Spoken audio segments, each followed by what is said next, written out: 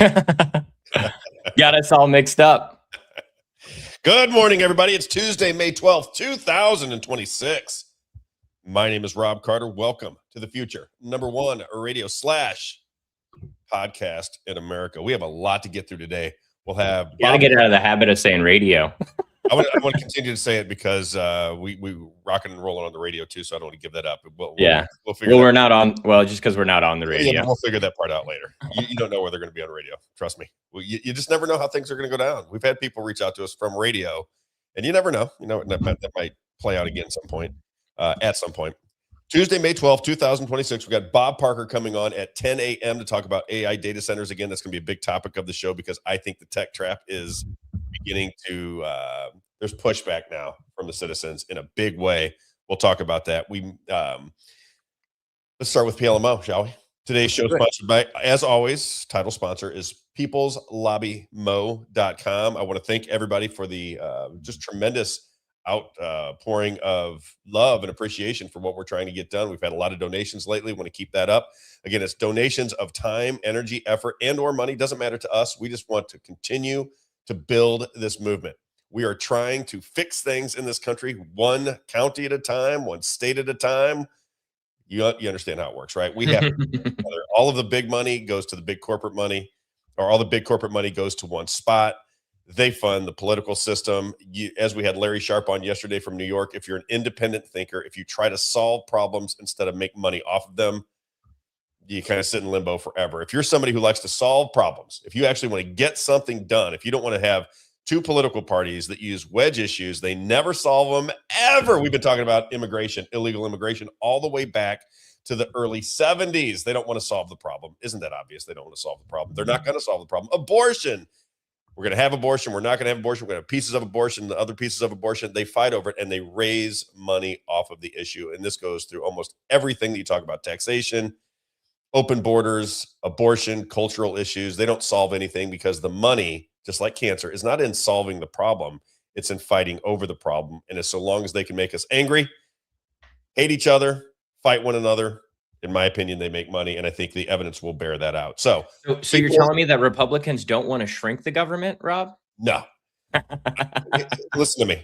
Just good point, Isaiah. If the Republicans wanted to shrink government, then why under Republican leadership in the state of Missouri did the budget double from $25 to $50 billion? Mm-hmm. Anybody in the Republican Party want to answer that for us real fast? If you're the government of if you're a small government party and you doubled the budget when you had solid majorities in the House, the Senate, and you owned all the statewide offices, then why did the budget double if you're a small government operation? You're not. You're not. And everybody knows that you're not. That's what's so frustrating about it. But man, they think the Democrats are worse. Therefore, they pick the Republicans. And it's frustrating. We're trying to get the message out to people so they can start to think again. We are the free thinking patriots of Missouri. That might be the title of the show at some point. Free thinking patriots. I love that. We want to get things done. People's Lobby Mo, we need your help. We're going to go out to Jefferson City. Might go out there this Thursday. Session ends Friday. We might go out there Thursday and do a live show from Jefferson City. We're debating on whether we can put that together. We're going to be in Washington, D.C. probably. When do we want to do that, Isaiah? Are we talking about the end of June? Yep. The kind of the third week in June, I think, after the event down there at USF, we'll be heading up there. Yeah, we have two. I'm emceeing two events, it appears. If the Republicans don't kick me out, we have one in Osage County on the 18th. I'll be there with Heather Overstreet. She's the keynote speaker. I love this so much. She's the keynote speaker, and I'm emceeing. And I happen to I think she's talented. I don't know what's going on with Heather Overstreet. She seems to be walking the party line when it comes to taxation. I keep watching these videos that she puts out. And again, I think she's talented. This is not a knock on her. She may believe everything that she's saying, but she continues to say we're lowering taxes. Nothing in this tax bill says that we're lowering taxes. There's no ability to lower taxes within the legislation. It doesn't even hint that it's lowering taxes. It's just transferring taxes from income to usage and sales. There's no tax reduction. It's just a matter of who's going to pay it and how they're going to pay it. There is no tax reduction in this bill. Mm-hmm. I don't know why we need people's lobby. I don't know why we keep talking about lowering taxes. There's not even a thought that we're going to lower tax. It's very odd. Yeah. So that's why we need the People's Lobby Mo and groups like Act for Missouri to expose this. Not I don't want to use expose in a bad way because it sounds so negative, but it's just bringing things to light, right? Well, having Um, conversations. When you have conversations, if Heather Overstreet would have, if she thinks she continues to say she read the bill and people just don't understand it and this and that and the other, yeah, and at the same time goes out and tells people on her social media platform that we're lowering taxes in the state of Missouri with this income legislation, income bill legislation, and it's just not true. They don't even say that. They're not even hinting that it is. mhm, It's a misrepresentation of the facts, and we should be talking about these things. We should bring out all of these people that are bending her ear and telling us, giving her all the videos that she puts on social media, that she puts out there and puts out and tries to, go after the Democrats who have no power in the state of Missouri. Let's have those conversations, Heather. If you're trying to do the right thing, we're on the same side with you. We want to do the right things for the state of Missouri. We want lower taxation. We want conservative and libertarian principles to win the day in Jefferson City. I think that's what you want. That's what you say that you want. Why would you work against people that are trying to work with you? I hope that you have the number one show in radio so long as we're doing good things for the state of Missouri. If you're going to walk the Republican line and preach everything that they tell you without really thinking through it, then you're no better than everybody else on radio. That's why we're not there anymore. That's the whole purpose, is because it's a bunch of BS. That's it. That's the reason. That's the whole purpose of me not being there. That's the purpose. That's the same reason most people leave the radio and start their own thing, is because they do not want to be in the guardrails of what the radio demands of you, because it becomes just a mouthpiece for the political parties. And if you want to do business in radio, you have to, I should say, this is my opinion. If you want to do business in radio, you have to cuddle up to the Republican Party, because that's where the money comes from. If you want to yeah, talk about what's really going on, it doesn't really fit very well, because at some point you're going to get like me and get frustrated with the nonsense and start to recognize it, speak out against it, and then you're the black sheep of the family. yeah, That's how I see it. That's my opinion of what's going down. yeah, and to the any radio owner's defense, it's so expensive to It has run a nothing to do radio. with radio ownership. I've said many times, Rick and Tracy were great to me. I got no problem with them. Yeah, no, it's just, I mean, not even just Rick and Tracy, but anyone, right? It's like it's so Yes. expensive to run a radio station versus, what we're doing here is we're getting the same It's message getting out, expensive, by the way. huh? It's getting expensive, but You get it. the donations coming in, we've spent $5,000 or $6,000 since Hmm. we began, between cameras, technical setup, travel. Yeah, It's been about $5,000 or $6,000 that we put into it so far, and we are going to make this work. This is going to be yeah. something very, very special. We have great ideas for what we're going to do, but we have to have donations. We have to have. Upgraded the cameras already. Rob's looking great. There you go. I had to take the medicine for my face. Isaiah was making fun of me the other day. I get these crazy. When I get stressed out, I get these crazy breakouts on my face. I said, "Well, the camera's going to be right up in my pores. I got to get Yep. this figured out immediately." So I went to the dermatologist right before I came to St. Louis and got some medicine. Crispy clean You're like, today, baby. help me Feeling out. good. Yeah, You're like, this is love it. perfect. You've got a little tan going on, and although I'm a little congested, I do feel better today. Yeah. This is the I, first I was day listening that- to the show back yesterday when I was making some clips. I was like, oh man, he does. So we're so in it when we're talking. I don't really think Oh, about it. But I then can when I very go back easily and I'm can. editing clips, I'm like, oh wow, he does sound congested. It sounded terrible, and people were letting me know that I sounded terrible in the final hour. I appreciate that very much. If I'm going to be honest, you got to be honest, right? Yeah, exactly. Right. Where do you want to start today? I want to go with Iran. I really want to talk about this Iran, because this kind of blew my mind, and I've shown it to a lot of people, and I want to show it to a broader audience, because I don't know what's going on over there.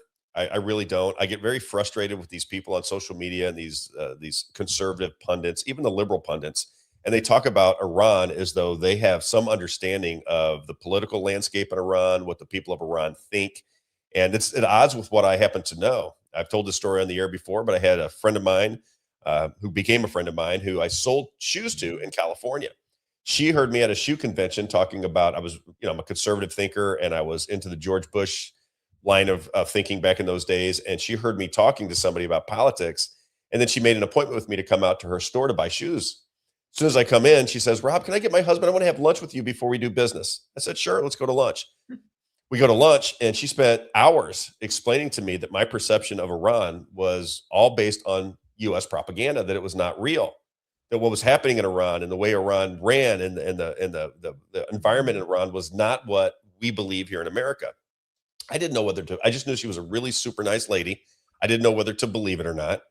And when this war broke out with Iran again, I said, I just went to YouTube and I said, life inside of Iran. And I started looking at videos of what life inside of Iran is like. And I found one where this, and I really want to bring it to your attention, because I just want people to see it and make your own determinations. This guy is from Australia, and he goes into these countries where you wouldn't think that he'd be welcomed. Okay. So the guy comes from Australia. It shows him getting off at the airport in Tehran, going out to the taxi cab drivers, and then going into the city, buying food, changing money, talking to the people, going to the museums, looking at their architecture, walking the streets. And you get a real sense. This is about a year ago. So this is before the U.S. bombing and the Israeli bombing of cities within Iran. And you tell me if this looks like what you would picture if you were to go into Iran, because I think the propaganda out of the United States is that this is a closed off society. Everybody is downtrodden. Nobody is happy. It's gray all the time, and this, and that, and the other. And maybe at times it is, but that is not the indication that you get when you see somebody that walks the streets that's an Australian. This is a Western person, Western thought process. He's walking the streets of Iran. And if we can't just pull it up, and I'm going to have to fast forward through it, Isaiah, because I don't want to spend a ton of time. I just want to get people a vision of what it looks like inside of Iran versus what most people believe it looks like. And this is not a propaganda piece for Iran. This is not, I don't love the mullahs. What are they, the Ayatollahs? I don't know who they are. This is not a propaganda piece. This is just a did you know? I don't know. So you don't love the Ayatollahs? Just no, because... I want to say this. This is the one thing I would say. I do not know whether the Iranian government lies to their people. I do not know whether the Iranian government lies to the world. What I do know for certain is that the United States government does. That I'm positive of. I'm 100% certain that the United States government lies to its people pretty much every single day. That doesn't mean Iran doesn't lie to their people. It doesn't mean that they're good people. It doesn't mean that it's good governance. It doesn't mean I like their traditions. I like their culture. It doesn't mean any of that. It just simply means that they have a different culture than we do. And sometimes you have to be respectful of different cultures if they're not bothering you. I don't know that Iran is bothering me in this country. They've become the enemy of the American people, yet they've never bombed our country. They have fought soldiers and fought our military over there, and I don't like that at all. But I'm in their neck of the woods. My military is in their neck of the woods. If their military was in my neck of the woods, wouldn't we want our soldiers to fight them? So I mean, we just sometimes have to be free-thinking people and really understand the complexity of our world and understand the complexity of propaganda. Because right now we're being sold lies day in and day out in this country. So we talked about yesterday. How do you know what to believe anymore? I'll get to Donald Trump here in a bit. Donald Trump is just full of it. Whether it's good or bad, or he's playing some Machiavellian game, I'm not really sure. But he's lying all the time. Demonstrable lies. I mean, you can see them. You just know that they're lying. I played 17 of them the other day where he said he was going to do something. Just right now with Fort Knox, with Donald Trump. Just recently, he did an interview and he said, she said, did you go to Fort Knox? Are you going to Fort Knox? Man. Him hot around about it, but he was on the campaign trail saying, me and Alon are going to Fort Knox. We're going to find out if we have that gold in there. People are like, yay, we're going to Fort Knox. We're going to find out if they stole the gold. Nothing. It's just all nonsense. It's just narratives, distractions, bullshit, if you will. I apologize for the cursing, but that's the word that you have to use if you want people to understand where you're coming from. It's just all utter and complete total nonsense. And we have to determine whether that's good or bad for our citizens, in my opinion. Life inside of Iran. Give it a shot. Let's do it. From Dubai Airport, everybody. It is currently 4:22 a.m. and today we're flying to Iran. In about an hour, I bought my flight on Fly Dubai, and what's that? Just fast forward about 10 minutes into that video. Okay, this is him in Iran. There you go. Trying to get a little extra buck out of me. So many mountains. What's any chemtrails, man? Guys. I think we're almost here, guys. We're getting there. The streets, I feel like I'm in Kabul again. It's such a vibe. I love the, I don't know, just the architecture and also the cool air. Is this one it? Oh, there we go. The Tehran Royal Hotel. Okay. Very good. Oh, Cardi B on the radio. I give you dollars. Dollar, okay? Is this okay? Very good. Yeah. But you see what they've done to their currency. The small US dollar bills are not as valuable, so 10 was probably a bit questionable, but we'll give them a tip as well. Okay. Such a good. Thank you. Our first steps outside of Iran, guys. I love this this weather where it's cool and dry and blue skies, but also the leaves. There's no leaves on the trees. It's like autumn. All right, let's go in. It's way too early. There's no way I'm gonna be able to check in here. Let's see. All right, guys. 101. Hello. Salam. Whoa, props to them for getting me in early. It's like 11 a.m. Very good, very good. Thank you, Mohammed. Thank you. 101. This 100% It's $80. is where they put all the foreigners, in this room. So this one was around 90 USD per night. It's kind of like apartment style, guys. We got little sofa there. We got little desk. Here is the room. Oh, another. This is actually a vibe. We got this area. We got the bed. We got a clock. Is that right? So it is, God, 10 past 11. Guys, I haven't been back at school. Right, fast forward to 10 minutes. So yeah, Fast forward another 10 minutes, you said? Yeah, another 10 minutes. So many money changes. Actually, so. Ah, there we go. Yeah, Now he's yeah, buying that's stuff good, on the that's streets. good. Oh, it's actually solid. Very good. So what do we got? One in there. The second pocket. Nice. Alright. Thank you, my friend. Very good. Thank you. Nice to meet you.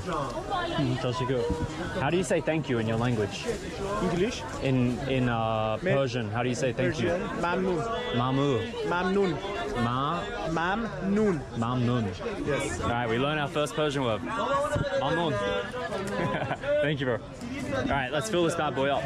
I don't want to do it out on the street yet. Assalamu alaikum. Salam alaikum. How are you? How are you? Huh? And he's like a celebrity because he's a wrestler. Yeah. That's why I buy this.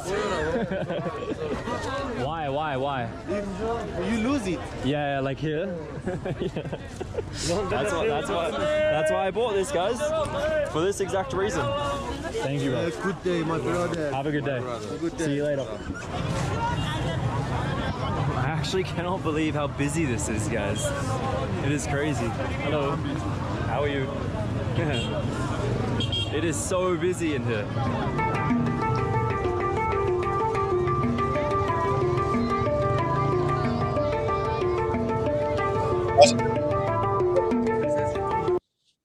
Now he's gonna, I don't know if we've passed the point where he goes to eat and he's eating food and he goes on and on about how delicious the food is, right? Because they're making it on the streets just like you would in New York City or a major city where they're buying food on the street. And it's like $1, $2 of US currency to eat. And he's here we go. Check this out. It's they're basically giving him the food. And then he talks about how delicious it is. So that's the process, guys. You got the patties, you got the ketchup, you got the greens in there, and it all gets wrapped up just like that. Now the real question is, how much is this going to be? Surely not more than $1, right? How much is it? Real? 25. 25. Okay. So this is fine? Yeah, perfect. This one? No. No, you take. No, it's okay. No money. It's okay. Don't worry. But I didn't even recognize it. I didn't understand it. We're struggling. I can't even translate in my own brain. It's fine. You like no. Like you have. Yeah. It's okay. Very good. So our first Iranian meal here in Tehran, everybody. Oh, it's already warm. But look at this. It's like a mini kebab, except it's not doner meat. It's like bristle, like smashed patty. But we already got a ton of ketchup in there, so we're gonna add some more, just on the top. See what it's He like. saw somebody doing that. I think that's why he's doing it. We'll get a big bite.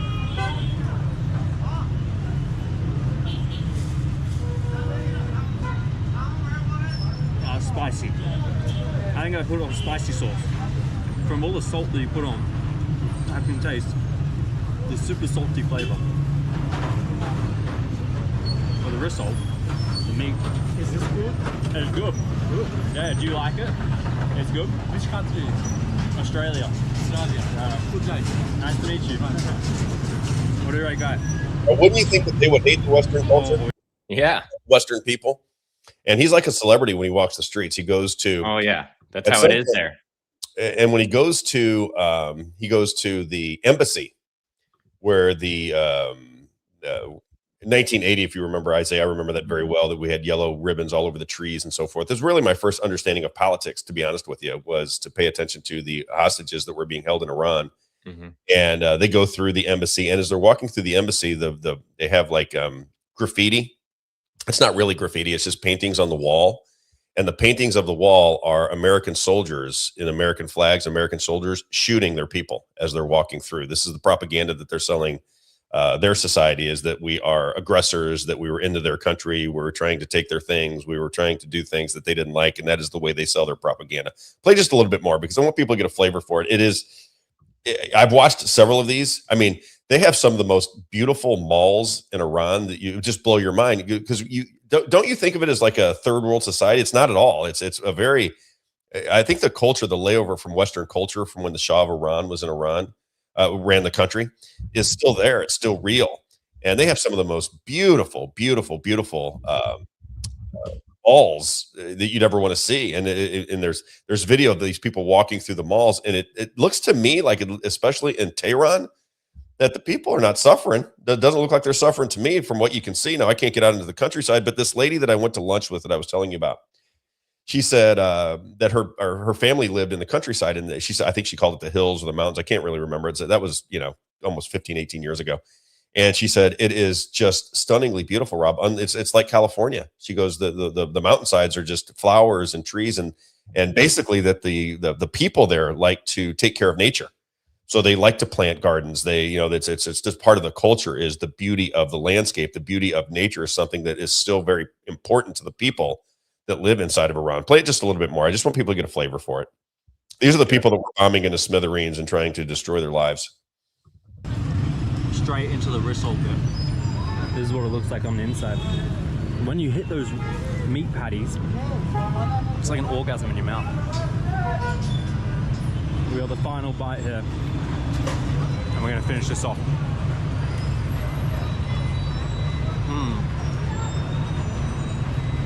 For 30 cents, that's pretty good.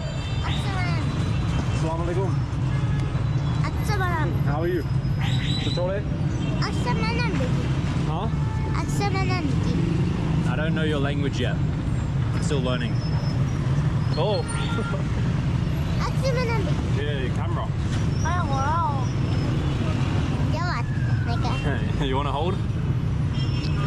Yeah, well, it's welcome back to my channel. Look at this. I'm here today in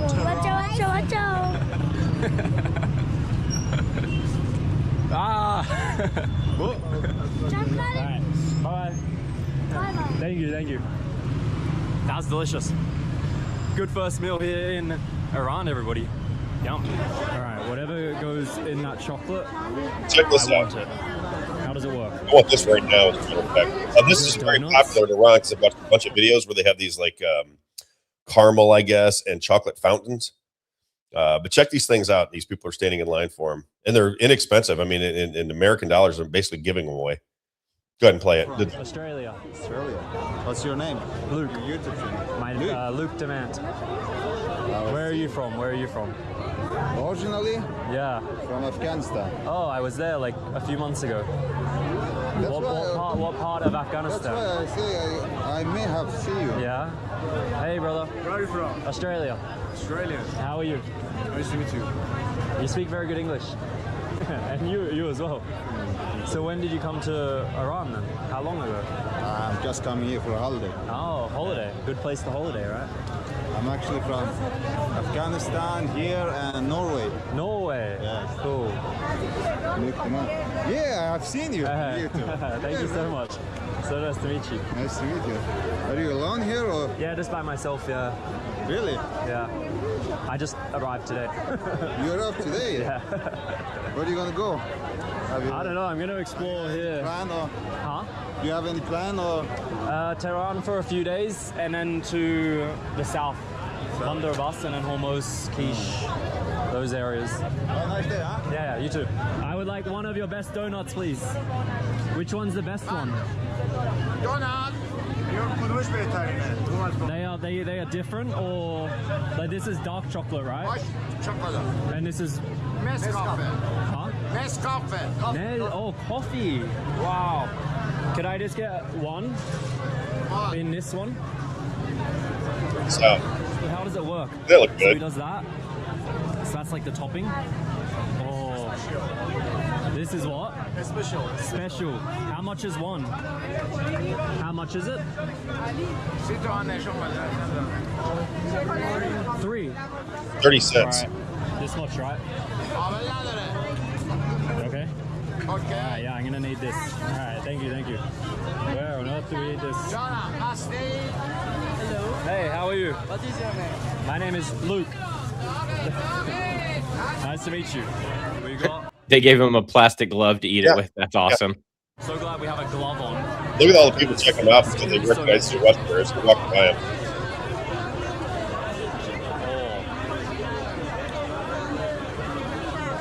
I can taste the coffee. So this one is like coffee flavor, and then the other one is like dark chocolate. But wow. Look at it. So good, so good. This is like the naughtiest treat you could have in a ROM. I'm gonna finish all of it. Fast forward about 10 minutes and see where he goes. Thank you. Let's see what happens. Oh, go back. That's it right there. So that is the U.S. Embassy where the hostages were taken. Mm. Super fascinating, super interesting, and especially this embassy in particular. In 1979, a group of armed students came into this embassy and held hostage around 50 US diplomats and civilians, and they were held there for about 1.5 years until they came to a peace deal. And since then, the US has stopped all kind of consular assistance here. Did you see that? That was Mickey Mouse with a gun back there, Yeah. and then a McDonald's fry thing. Yep. Interesting. That's what they think about us. Right. And, They don't hate the people. See, you know, applause it's gonna right be there. really Yeah. So one of the big pushbacks I get for trying to bring this out to people, I've got two. My best friend in the world, his son, one of his closest friends in the world is Iranian, and his father came from Iran. And they're, you know, I only know the son. I haven't met the father yet, but I'm just told they're the most fantastic people. My buddies, like I said, it's my best friend in the world. His son, who I love, I've watched him grow up. His best friend in the world that I think he met in college is Iranian. He was listening to the show one time. I went to my buddy's son played college football. I went to one of his college football games, and he came up to me. He goes, "I listened to your show," and he was like complimentary of the show. And I want to get them on because I think people need to recognize that when our country goes to bomb other civilizations because our government has sold us on the idea that they are our enemy, the government may be our enemy. I don't know. But their people are not, and they don't see us as the enemy. That's the thing. When the big pushback I get is they're chanting death to America. They're chanting death to America, Rob. What don't you get? They're chanting death to America. Well, the Ayatollah came out in 2019 because he wanted to squash that, and he held a press conference. He said, I want to, you know, basically to the people of America, our fight is not with you. Our fight is with the government. Your government is intrusive in our lands. Your government is raping our lands and raping, taking our resources. And our fight is not with the American people. Our fight is with your government. My fight's with the government. Your fight's with the government. As I've said 1,000 times on this show, your enemy is not Iran. Your enemy is not China. Your government is your enemy. Iran did not stick needles in your arm by mandate. That's all you need to know.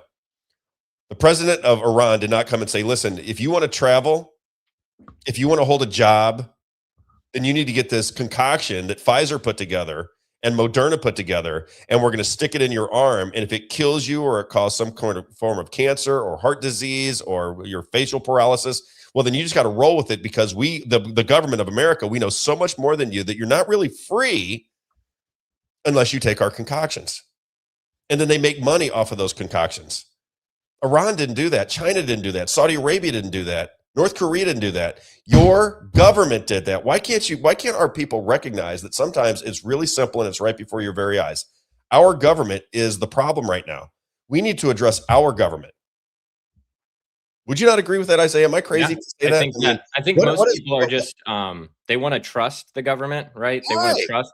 And then also in regards to wars and invading other countries, I think we have the tendency in my limited knowledge. I'll be 34 in a couple weeks here. But we justify that when we invade, it's justified. There's no question about it. And then if you question it, then you're not a patriot. That's how I grew up with 9/11. That was kind of the ideology that was pushed down. I repeated it, Isaiah. I repeated it. When I was your age, I was repeating that exact same line. If people did not want to go to war with Iran or with Iraq at the time it was happening, I remember thinking that they were basically communists. That was my mindset at the time. Yeah. It's unreasonable, but that's the case. Go ahead. I'm sorry. I didn't mean to interrupt you. No, you're okay. We just have to think logically. I think logically. You know that about me, Rob. I'm not, I can't get that out of my brain. It's just who I am. I'm a logical person. And so if China set up some bases in Canada and in Mexico, right? And then they started attacking America from those bases, and they started bombing different cities in America. What do you think we would do, Rob? Right. Right. That's what I just try to put that into perspective. And even with the Israeli-Palestinian conflict, I try to put that into perspective for both sides, right? Not just for Israel, but also for the Palestinians on both sides. If Mexico was attacking us and we were attacking Mexico, that would be a tense relationship. You know what I mean? Yeah. And so I try to put it in perspective of where I'm at here, and not that that's far away and that they're the bad guy. I try to put myself in their shoes, I guess you could say, is if we're fighting Mexico or we're fighting Canada day to day and we're firing rockets at each other, I don't think we would have a really good relationship with that country. Right. And we would probably have cement walls built up. Right. It's like, that's just. This is what I've come to notice. Let's just go back in time. Okay. So my daughter right now, my stepdaughter is in Japan right now. She's been over there for 2 or 3 weeks. She's having the time of her life. She's sending back video. I went to Japan in 2005. My son was playing for Team USA baseball. We went to Japan and we spent 2 weeks over in Japan. The way it worked was we went to Japan, and they're really good at baseball over there. They were good. We beat them 3-2. Of course. We went to Japan, and our kids stayed with a host family. Okay, so it was my son, this kid named Chris, who played college baseball in Louisiana. They went to they were at a host family, and they stayed there the whole time. So my wife and I, at the time, my ex-wife, we stayed in Tokyo, and we spent time in Tokyo, and then we had to find this elaborate system of trains and so forth to get to where the games were at. And when it was all said and done, when the trip was over, and our kids were being returned back to us because they stayed with a host family when they were there. When they returned our kids back to us at the end of it, the lady that was watching my son and his friend for those 2 weeks cried her eyes out. She was hysterical giving the kids back to us. That's how much she had bonded with our children. These are the people that in World War II were the most disgusting, horrible human beings in the world. This is the way we were described. Remember, it was the Japs. Mm-hmm. We were fighting the Japs. And I just look back throughout time and history. We went to Germany. I went to Checkpoint Charlie. I went to see what was going on there. I have pictures of it. I think it was at the turn of the century. We went to see Checkpoint Charlie. The Germans, the Krauts, they were the terrible people in World War II, right? Yeah. It's not their people. I know. It's not their people. It is the government of those people. And what happened in World War II is what's happening now. We have propaganda that is so deep and has been sowed so far down into our souls and our subconscious that we begin to believe that people around the world are our enemy, when I don't believe that they are. Yeah, even the German people, just to talk about World War II, I knew a lady growing up who was German, and her parents were there during World War II. And she would tell me, this is when I was a kid, and so she's she's probably in her 60s now, I would say. But she would tell me that the school system there teaches them that they're bad and that they should feel guilty about the Holocaust. And it sounds similar to me personally to what the school system does with slavery. Correct. And I was talking to her. Look at the propaganda of slavery, right? Yeah. If you grew up watching Roots, you might not remember Roots. That was a television series back in the 70s. It was very historic series on television. But just to your point, and then I'll let you finish. I apologize, but no, you are you are to believe that all Americans were racist. Yeah. And if you believe that, then why did we have a civil war? What was happening was the corporations, the same thing that happens now. They want to enslave you. The corporations want to enslave you. They just have to come up with a different method of slavery. Catherine Austin Fitts talks about it all the time. She said the best collateral in the world is human slavery. And we fought a civil war and we fought a revolutionary war for this country to get out of that system. And then we were enveloped right back into it through the big corporations. That's what's happening again now. Are you free? My dad's 79 years old and he's going to go to work today. Is that free? I'm just serious. Is that free? Right. Seriously. If you paid into the Social Security system your entire life and now you get a check for $3,000 and your dollar is worth less and less every day, and then you live to 90 years old, are you free under that scenario? Because at some point, all you can do is pay for the rent and maybe your water and electricity, but you can't do anything. You can't enjoy life anymore because your government was taking the money away from you under the premise that you were going to get that money back at the end of your life, but it doesn't stretch. It doesn't work because the dollar and the fluctuation of the dollar doesn't match what you put in. Yeah. It's a system of trying to get you to think that you're free. And there are people that are wealthy in this country and they live great lives and they got yachts and big homes and they get to take vacations. But generally speaking, all of those people have worked their tails off to get there, which is fine. But there are people that work their tails off and get nothing out of it. My father has worked every day of his life, every single solitary day of his life, every day. And he's 79 and he's still working because my dad, when he got sober in 1987, decided that money was not going to be his primary focus, that it was going to be family and taking care of his addiction and doing things the right way, serving God.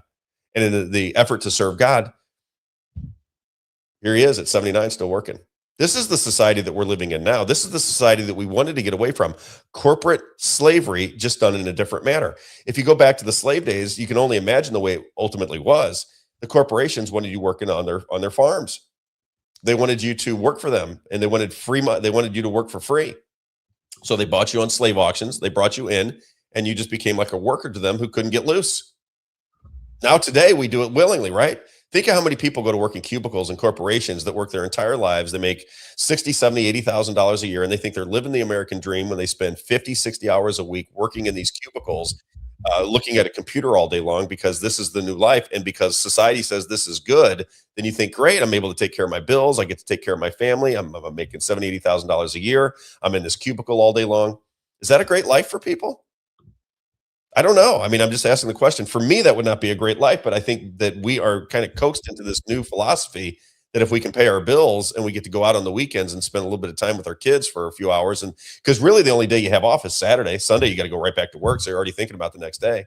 Really, the best day of the week would be Saturday, right? For most people, Isaiah, One day out of the 7. Even on Sunday, you got to worry about going to work the next day. That's what we were talking about at lunch the other day. Everyone lives for the weekend, right? When everybody's working for the weekend. I'll sing all the songs to you. You want that one? I got that one for you. Oh yeah, man. I was just looking. The Trump administration just put out a graphic here talking about the goods and services and the prices falling down. And talk about propaganda, right? We're talking about propaganda here and how countries want you to view the other country and things like that. And this is great propaganda because we were talking about eggs the other day. You remember I was telling you my wife said, oh my gosh, a dozen eggs is $1 or something now. And it used to be $6. And so on the chart here, which maybe I'll just share my screen here and so you can see it. I'll show you the eggs is what's dropped the most, which is interesting. Wonder why. And let me move it over here because you would think the eggs would be relatively plentiful. The price would never spike or go down. Yeah, that's what I would think. So you can see here, eggs is at the top there, and then smartphones, sports tickets, men's suits, health insurance. Yeah, we really care about the men's suits, right? That's what we need to drop in prices. But the point I wanted to make with this is that they're showing goods and services while inflation is actually up. And so they'll acknowledge the drop in goods and services, but they won't acknowledge that inflation is up and that it's rising month over month. And so for me, this just is like propaganda from our administration. I voted for Trump, but I don't know. When I look at information like that, I say, are you really giving us all the true information? Or are you just giving us the story that we want to hear? Right. And people want to believe it. That's what we keep talking about is, you're not questioning your government anymore. You throw your hands up. You say, what can I do, Rob? What am I going to do? I can't do anything. And I'm like, well, Yeah. what you can do is kind of band together with people and pressure your government to do things that are in your best interest. That's the only thing that you can do. But we're so busy and so tired and so misled and so confused that nobody bands together to say, wait a minute, we don't like the taxation the way it is right now. We don't like our lives and the anxiety that you create for us. We don't like hantavirus and COVID and the con jobs. We don't like the fake media. We don't like being censored. We don't like our borders being open. We don't like transgenderism for children. We don't like these things, and we want to stop it. And then as soon as you try to stop it, you kind of find out you really can't. That's why I say the uniparty is destroying the country, because you don't, if you had a real two-party system, where money wasn't influencing both sides by the same people, if that wasn't happening, then one party would fix everything for you very quickly and life would be great because they'd want to be in power forever. But that's not who's running the show. Doesn't that just make perfect sense to people? All the problems that you think you have, why are they so difficult to fix if everybody wants to fix them? Just ask yourself that. Why would they be so difficult to fix? We print the money. Now, if we didn't print the money, if we were in Iran and we didn't print the money, that'd be a different story. But we print the money. The Federal Reserve and the Treasury print the money. We can fix every problem we want. And this was the argument that I had with this lady the other day that I thought was a friendly person to me. She basically said I was a CIA agent, a traitor, and trying to destroy the movement. And I said, because I said, why are we paying $82 billion to the intelligence agencies if Donald Trump's not going to take their advice? What's the point of it? That wasn't a knock on Donald Trump. He might be right. I don't trust the intelligence agencies. I've made that very clear over the course of the last 5 years. I don't trust them at all. But we're paying them $81.9 billion. That's money that could go to me and you. Wouldn't you like to have a piece of that $81.9 billion? Wouldn't that make your life just a little bit easier? But instead, we're sending out to intelligence agencies that apparently, according to Donald Trump, are just lying to him about what's going on in Iran. We're acting on what Benjamin Netanyahu tells us and not what our intelligence agencies tell us. So why pay for them? Is that a concept that is hard to understand, Isaiah? Am I getting it wrong? I mean, this one, that's the question I was asking. And I got attacked by people that support Donald Trump and think that if you say one negative word about him, that you're a traitor to the cause. It's bizarre. It comes down to reactionary, reactions over. It's a conditioning. It's a brainwashing. It's a reaction versus a response, I would say. Well, isn't that the brainwashing that we talk about all the time? Yeah. Because here I am just asking a question where I'm really on her side of the fence. I'm really agreeing with her. I know. And she can't see it because she's so defensive of Donald Trump that I'm the enemy just for questioning anything that's going on in our government. It's crazy. Even though she's questioning things that are going on, she just thinks Donald Trump's the only person that can fix it. And if you're not in alignment with him, then you're a traitor. That's what they think. Marjorie Trader Green, remember? She went against Donald Trump. Immediately she was a traitor. Thomas Massey. Traitor. Traitor. You go against Donald Trump. If you question what he does, you become a traitor. It's insane. All right, finish this off just a little bit. I want to see this embassy. So again, if you're just joining us, this is a guy from Australia that went into Tehran and traveled through Iran. And my question to the audience is this what you envisioned in your head? If you thought, I'm going to drop you in Iran tomorrow, what's life going to be like? Was this your perception? He's walking around with the people. They're liking him. They're friendly. Everything is very inexpensive. He's got a nice hotel that he pays $90 for right in the middle of the city. Bustling city, food everywhere, people enjoying their life, people playing music in the streets, people going to the malls, people going to the movies, people walking around what appears to be free as a bird, just like in our cities. And yet our perception is that they're all downtrodden. They're getting beaten by whips and they just can't enjoy their life. And I don't see it that way based on the videos. And I've watched many, many videos. I've spent hours watching these videos inside of Iran since the war started. And it's just not what our government tells us that it is. Now you're going to see the embassy that the students took over in 1979. Just take a peek at this embassy and the way it is described by the government of Iran at this point in time. Check it out. And listen in on their conversations. This is one of the rooms inside of the embassy. Still got the American flag in the background there. And then this here is one of the safes that was used in the American embassy to store some top secret information. Now, before the students broke in, the Americans were actually shredding up a lot of their secret files, and it took a group of people 6 years to individually piece these pieces of paper back together, and then they've actually recovered some of the top secret information, which they now sell as a book inside of the museum. This is one of the coolest museums I've ever been. Usually I hate museums, but this really is worth visiting. This picture tells it all. This flag was apparently taken from someone's office inside the United States Embassy. It was burned Tuesday evening outside the embassy's gates. To the Iranian demonstrators who set fire to it, this was a symbol of victory. 2 days earlier, several hundred young people, mainly students at Tehran University, had taken over the embassy. We are not occupiers, they said. We have thrown out the occupiers. But instead of chasing all the Americans out of the compound, the Iranians imprisoned them in a building somewhere on these grounds. They have been hostages ever since. A cool experience, so fascinating. Don't you ever just want to go back in time to a specific moment? Like, imagine standing in this room in 1979 when this happened. It would be so, like, it would be cool, but not in that cool sense. Obviously terrible things happened, but I mean, no one was harmed. I think everyone was released safely. And that's pretty much when relations between Iran and the US went downhill 40 odd years ago. I did buy some goodies, guys. I bought some old Iranian money that was used in the 70s, 50 rial. How crazy is it that it's inflated that much to the fact that we're using 1 million rials now? We also bought 2 books. One on the secrets that were recovered from the embassy there. They spent 6 years piecing together the shredded up pieces of paper, and then they actually made copies of this, releasing the secret. Pretty sure I'm on a speed run to piss off the American and Australian government. I go back home in like 2 weeks, and since I've been back home last, I've been to Iran, I've been to China, I've been to Myanmar, I've been to Afghanistan. I don't think they're gonna be too happy. We might get interrogated.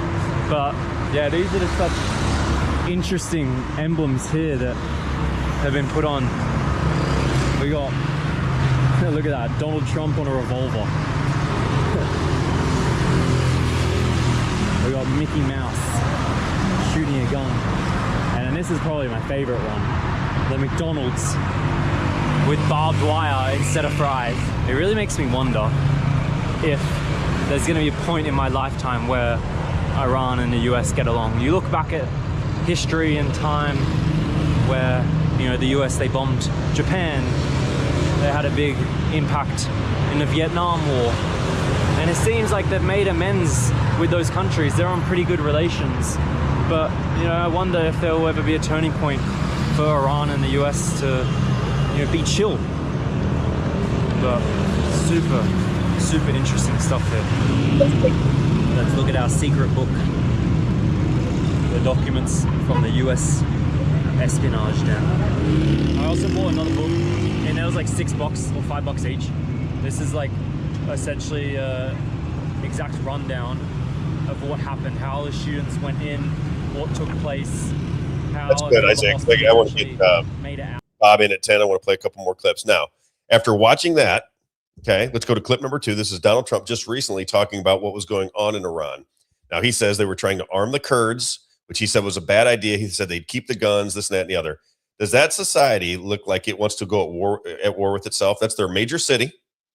Does it look like that's a society that wants to start shooting up everybody within their society? Does it look like they want to go into civil war based on just what you see? And he gets into the countryside, he gets into the towns around there, and it's just not what we are told. It's just not. That's all I'm saying. Again, this is not a propaganda piece for Iran. It's not where I'm coming from at all. I love this country more than anything, and I want to preserve it. I want to make sure that we stay free. I want to make sure that people understand what is happening in the world.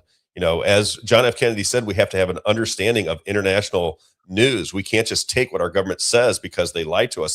This was a speech to the press club begging them to explain the conspiracy that was going on in the world aimed against America. And I feel like we're there. I feel like everybody's brainwashed outside of reality.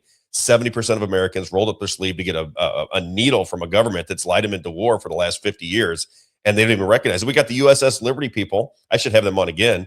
These are guys that were bombed by Israel, and they were told they couldn't tell their story. Yeah. They said it wasn't an accident, that they saw the Israeli soldiers. They could look right at them and point to them with the American flag waving, and they're waving back to them, and then bombs started coming down. And our government won't let them tell that story. They can't get on Fox News or CNN to tell that story. That's our government that does that. That's not Iran. That's not China. That's not North Korea. And that's the fact, Jack! That's a fact, Jack! Clip number 2, Donald Trump in all of his infinite wisdom. Level of ferocity for protests. You know, the people are watching it. They want to go out on the streets. They have no weapons. They have no guns. We thought the Kurds were going to give us weapons, but the Kurds disappointed us. The Kurds take. They have a great reputation in Congress. Congress says, oh, they fight so hard. No, they fight hard when they get paid. So I'm very disappointed in the Kurds. But they were given, I said it wasn't going to work, by the way. I guess I have to say it. I disagreed with what they did. They gave it. I said, they'll never get there. And I was right. I like to be right. In this case, too bad. But we sent some guns with ammunition, and they were supposed to be delivered, but they kept it. I said they're going to keep it, but what do I know? I've only been doing this a short period of time. What do I know? Go ahead. Now, let's just for once, and in the minds of Americans, let's just for once think about this from a different angle, right? What if the Muslim world, what if the Iranians were giving out guns to insurrectionists in this country? How would we perceive that to be? Would we go, good, Joe Biden, he's a terrible, let's say it was during the Joe Biden, if you're a conservative, let's go back to the Joe Biden days. And now they're arming insurgents inside of America so they can start a civil war inside of America. What if Iran was doing that to us, which is what they always claim that we're doing, as we're doing the exact same thing in Iran as he just told you they were doing? I don't understand it. I don't like to get frustrated. I promised myself I would calm my temper down, but people have to wake up. Where's my, I got to get my Rosie O'Donnell. Where she says, I know, we got to find that clip. I got to find that clip. It is just amazing what we believe versus what the realities are. And we continue to foster and spiral out of control with utter and complete nonsense, total propaganda. Let me get to Rubio. Now, before I play this Rubio clip, and then we'll get to Bob Parker. Let me get to this Rubio clip. Now, you got to remember, Donald Trump, we played the clips on here before. I don't have time for him today. But Donald Trump said that the Adelson family was backing Marco Rubio in the 2016 election. He said they're going to give money to Marco Rubio because they want to have a puppet in Marco Rubio. Then that same family that he was complaining about giving money to Marco Rubio gave him $250 million, which now he says is a great thing. Okay. But then who does he make as Secretary of State? Who is our relationship with countries around the world? Who does he make the Secretary of State? Marco Rubio. You can't put this together. Nobody's figuring this out yet. This doesn't even figure like it's complicated. It's just that we get so distracted with aliens and Chinese spy balloons that we can't put two and two together. There it is right there. Sheldon, this is from Donald Trump, if you're listening and not watching. Sheldon Adelson is looking to give big dollars to Rubio because he feels he can mold him into the perfect little puppet. I agree. So when he was running in 2015 and 16, when Rob Carter wanted to vote for him, when Rob Carter was chanting the America first and drain the swamp and all that nonsense, right? That's when I was down with Donald Trump. He's pointing out that the puppets are getting bought off by Israel. And then the same money that was going to back Marco Rubio that he complained about is now backing him to the tune of $250 million. And then who does he make the Secretary of State? Because this is our person that deals with everybody around the world internationally. The same person that he said was going to be a puppet for Israel that's now giving him the money. I wonder if it had to do with what Larry Sharp was talking about the other day. You remember how Larry Sharp was talking about Bobby Kennedy and how Trump needed the 5% to win the popular vote? Yep. I wonder if that was another, that could be an actual chess move to bring Rubio on, similar to the Bobby Kennedy thing. I wonder if that was his goal with that, is to get the money. Win. Yeah, money, influence, and votes. Very possible. Yeah, it's very possible, but it is it's maddening that we can't have a conversation about it. Yeah, I'm not saying it's good. I'm just saying no. It's maddening that we can't have a conversation. Yeah. I continue to say I'm not a Donald Trump hater. I'm not somebody who wakes up and goes, "Boy, I hate Donald Trump," and he's destroying the planet and everything else. Because I don't know what ultimately his goals are. He certainly gained my confidence between 2016 and 2019. There's no doubt about it. And I'm watching him with a very close eye. I continue to say to people that just can't get this out of their minds, this isn't about Donald Trump. This is about you and I and doing our duty as citizens. We cannot allow our government to just do whatever they want, break every constitutional law that there is, lie to us, stick needles in our arm, open our borders, indoctrinate our kids, and change the gender of children at age 12 and not push back against it. We have to push back. That's all I'm saying. Yeah. Am I crazy? No. Now let's play Rubio. A rabbit hole I've been on recently that I know we haven't talked about on the show at all, but just a rabbit hole I got into is the public education system and just how they've changed things or manipulated things to serve their propaganda pieces. And so we learned more. I'll tell you a fact because I raised 5 kids. We learned more by the time I was in 3rd grade. I'm being for real. I'm being honest with you. We learned more before I was in the 3rd grade prior to the Department of Education coming into effect in 79 and 80 than kids do now before they're in 7th or 8th grade. I believe it. It's a fact. I watched it. Kids can't even read. They can't read. They have no sense of history. They have no sense of anything that's going on in the world. Yeah. And we did when we were kids. I mean, I knew the key presidents by the time I was in 3rd grade. Yep. I knew the story of Lincoln and Jefferson and Washington and Madison and the founding fathers. I knew all that before I got to 3rd grade. Yeah. When my kids were in high school, and I said to my son and daughter were sitting next to me, and I said, "Who was the 16th president of the United States?" They had no idea what I was talking about. I said, "You don't know who the 16th president was, huh? They don't teach you that in school." They were in high school at that point. This is stuff we learned in grade school back in those days. I know. It's incredible. All right, let's get Marco Rubio, because I want people to understand where we're at in the war with Iran, okay? Now, there are a lot of people that think Donald Trump is a grifter. I'm not saying that's true, but we're going to explore it because we're not children. We're going to explore things, and we're going to find out what's true and what's false, and we're going to do it by watching and monitoring the outcome of events, okay?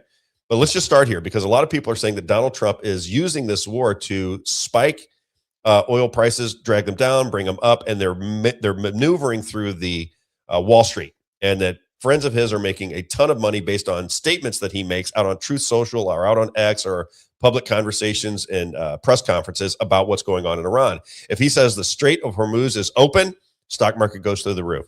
If he says it's closed, it goes back down. And they're timing this. People associated with Donald Trump, according to the critics, are just timing his statements and making a fortune in the stock market based on betting what he's going to say an hour from now. So if he's going to say an hour from now, the strait is open, oil is going to be flowing, everything's going to be great, we know the stock market's going to go up. If he says, wait a minute, the Iranian ships are bombing our ships and these little speedboats are knocking us down, strait is going to be closed, this war is continuing on, stock market goes down. What these critics are saying is that Donald Trump, people close to Donald Trump, people in his circles are making a ton of money in advance of his statements. So they know the statements are coming. They make bets, shorts or longs in the stock market, and they're making a fortune on it. And there's one person that put out a video. I'll have to find it. I thought I saved it and I couldn't find it, Isaiah, where he shows the statement and the people making the money. And there's like 30 of them. 30 of them where people close to Donald Trump are making billions of dollars making bets on where the stock market is going to go before he makes an announcement about the Strait of Hormuz. Wow. Okay. Catherine Austin Fitz says what we're finding out now about Donald Trump is he's nothing more than a grifter. That's what he is. That's what she's saying, not me. I'm just giving you some information. She's been right a lot.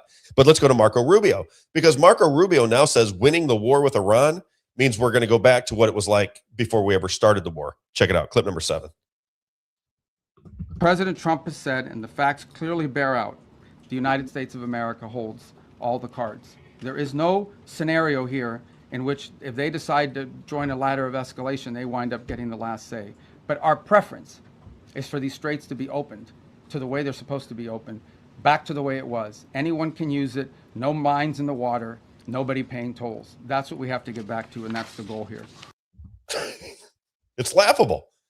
So we want to get back to the way it was before we started bombing Iran. That's what our goal is. Our goal is to go back to the way it actually was. I know we messed it up, guys, but can we get back to where we were before this all started? It's comical. It's theater. All right, got to bring in Bob Parker because I want to talk about AI. Bring in Bob Parker real fast. There he is. Hey, how you doing? Parker, we've never spoke before, have we? We never have. First time. I have no idea what you're going to say. I've been watching your videos. Some people close to us, there's a lot of people in Missouri. And one of the great things about Missouri that I always say is we get to know each other in Missouri, right? There's always a 6 degrees of separation. In Missouri, it's like 3 degrees of separation. If you want to tie yourself to somebody in Columbia, if you want to tie yourself to somebody in St. Joseph, this state is very connected. It's the one place in America, statewide, that I believe you can actually make change. You can actually make change in the state of Missouri, because once we unify, once we recognize things that are going on, we can begin to put a push together to solve our own problems. Because I think state government's where it's at, Bob. I think you would probably agree, county government, where these people have to walk amongst you. They have to go to your churches. They have to go to the grocery store. Their kids go to your schools. And if you start to see malfeasance going on, and it begins to, everybody starts to see it, you actually begin to make change. So I want to talk to you about AI, because I'm with you. I do not trust these AI data centers. I come from it from many different shades. I think yours is probably to do with resources, water, air pollution, and the like. What have you learned down there at the Lake of the Ozarks about these AI data centers? What's your take on it? Well, it's kind of a new thing that we're all getting educated about. I've kind of taken a deep dive in the last few weeks about data centers, and just to kind of go back a little bit to my history real quick. I've for years been exposing things and activating the good people of Missouri to become aware of these issues and fight these issues. So I've been doing this for 25 years, and we've been very successful to stop a lot of efforts. So my thing is just educate the people about what's going on, get the facts, put it out there. As a Christian, probably the number one concern that I have is this system will have the ability to control and completely track everything that we do, and ultimately control buying and selling, control our banking, really control everything. So that's a huge concern for me as a Christian. So that's probably number one for me. But then when you look at the water issue, the water that they use, and they talk about it being a closed loop system and all that stuff. Well, it's not really. They use water, they evaporate water, they use a lot of water. Anywhere these data centers are, there's water issues. But that's really a bogus claim. Can I ask one question before you go too far?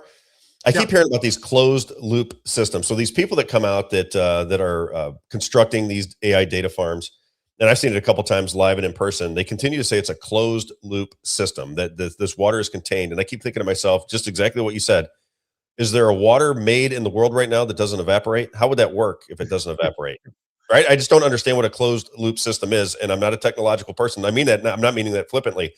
How do they explain that water would not evaporate when they're using just millions and tons of millions of? I think in their minds they see it as like a car radiator or antifreeze in your vehicle. That it's a closed loop system. It's not evaporating. Maybe you add a little every now and then, but gotcha.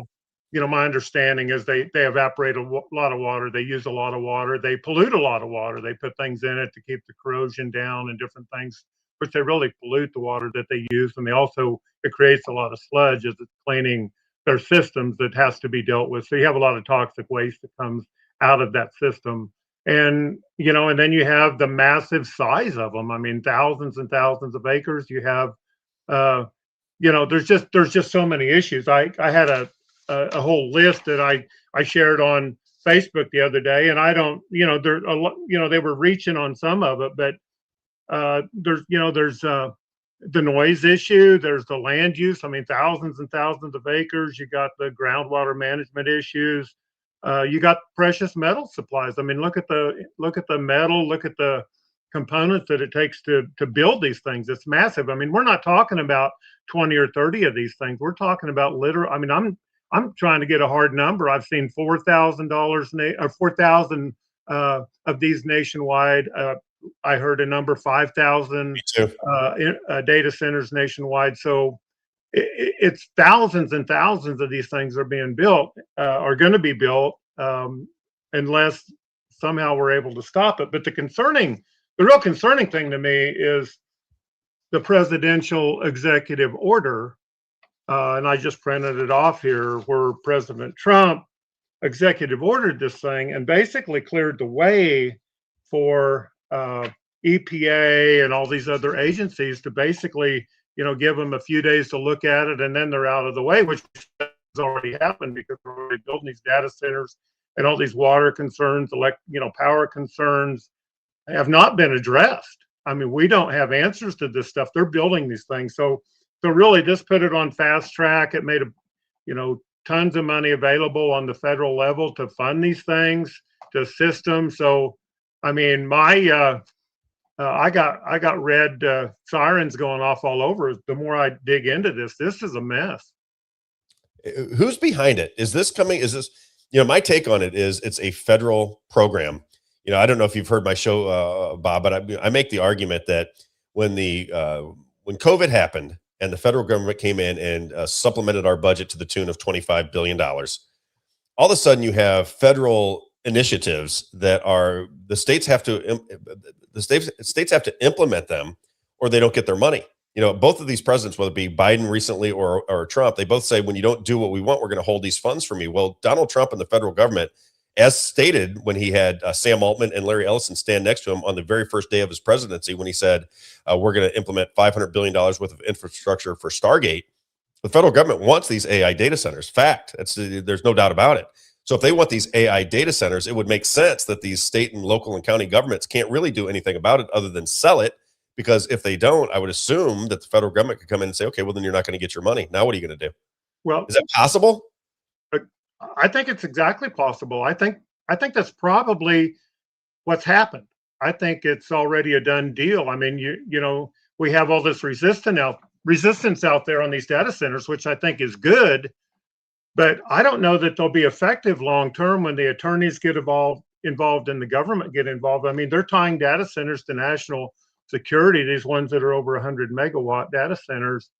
And I've mentioned this several days ago on my Facebook page, that I'm not sure that these can be stopped. So hopefully we can keep a bunch of them out of the Ozarks where I live. We're not gonna be able to stop them all over the country. And I mean, this is a global thing. They're building these things all over the world, but that's my real concern, that they really can't be stopped.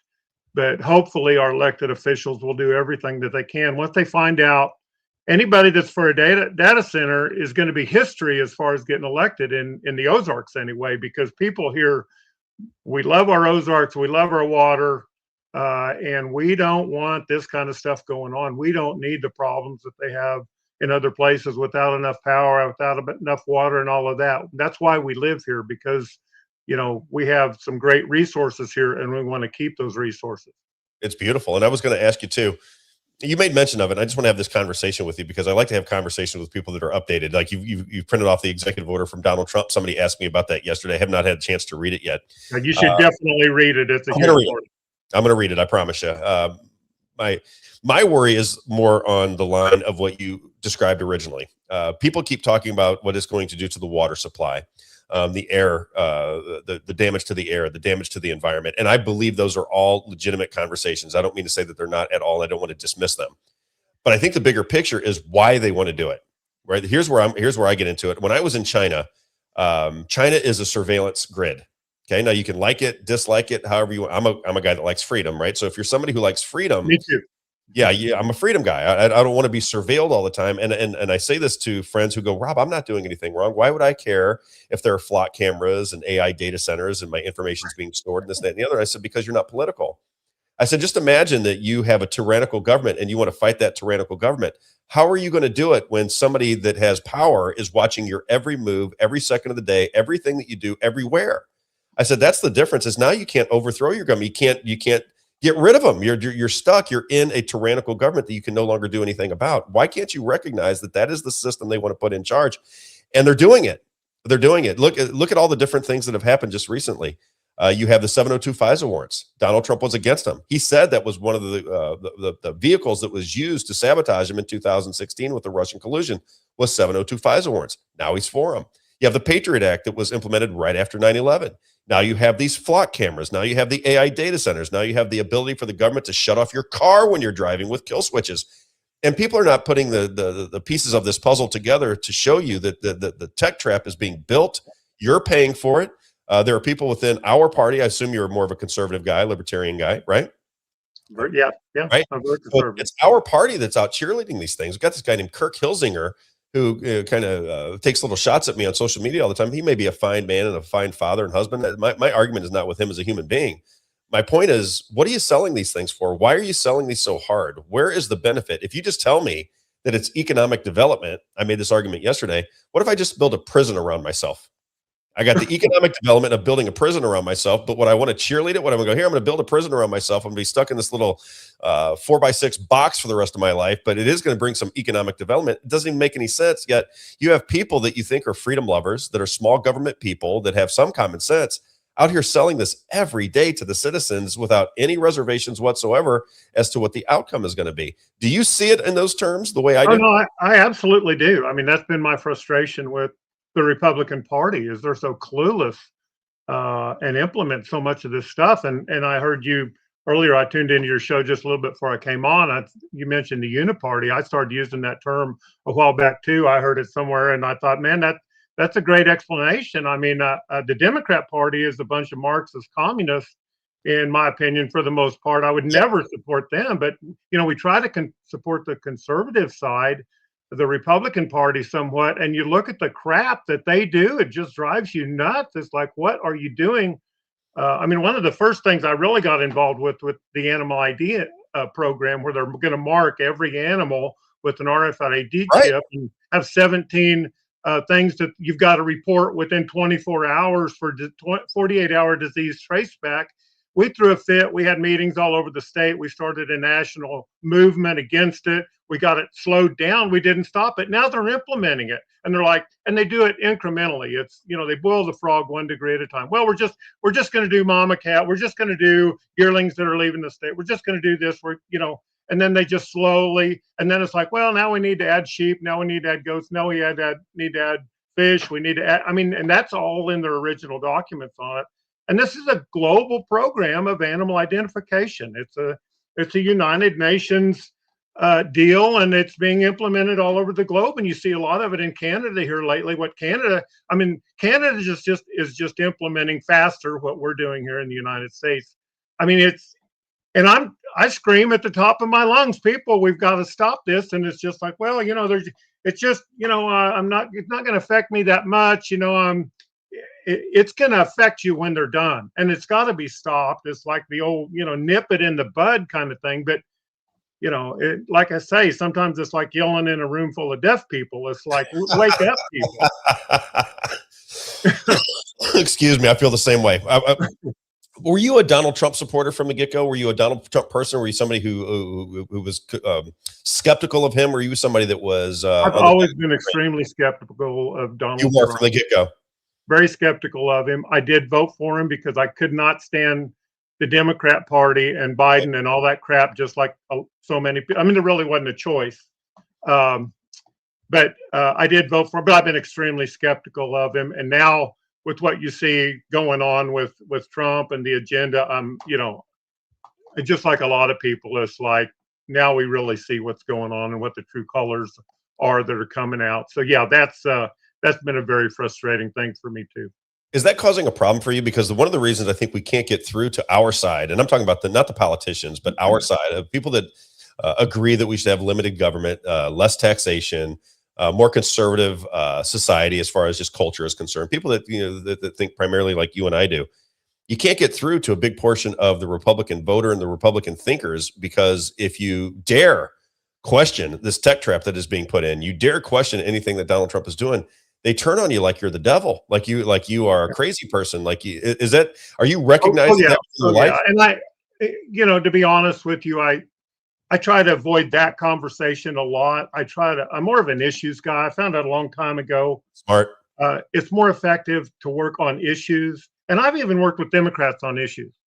When we worked on the animal ID thing years ago, I found out there were many Democrats that were opposed to this program, and I could work with them on that issue. Now, other issues, many other issues I couldn't, but I decided I would try to work with the people on issues. And so I try to, instead of this general thing, they're going to put, and the first thing they say, well, you supported Biden if you don't like Trump. It's like, right. No. Right. Let's just stay on the issues of what they're doing. It's like, look at the budgets they passed. Look at the wars that are going on. Look at the spending. Look at the data center issue. Look at all the tracking. Look at all this stuff that's going on under a Republican majority in Missouri. I rest my case. I know. That's what I'm saying. All the indicators are that we're getting the exact opposite of what freedom lovers would want, right? Less government, stay out of my life, be here when we need you. But other than that, just get out of my way and let me enjoy my life. Let me raise my family. Don't bother me. And now it's totally leave me alone.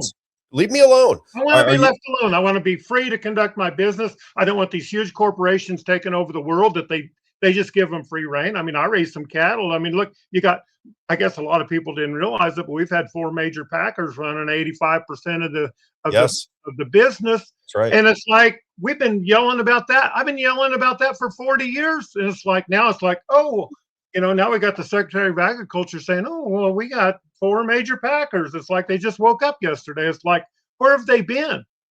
Are you noticing the consolidation of everything? You sound like me a little bit. You're kind of, I like when you get worked up, because I get worked up too. And people I'm trying to be like you. I got the beard going, and my hair's a little whiter. I guess I'm maybe a little older.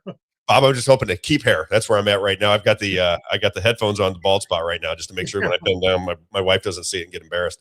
It's starting to happen. But you sound a little bit like me in the sense that you want to wake people up to the conversation. If they disagree with you, if they see things from a different angle, this is where I'm going at with the Republican Party, and maybe you can help me, because I'm trying to tie people together.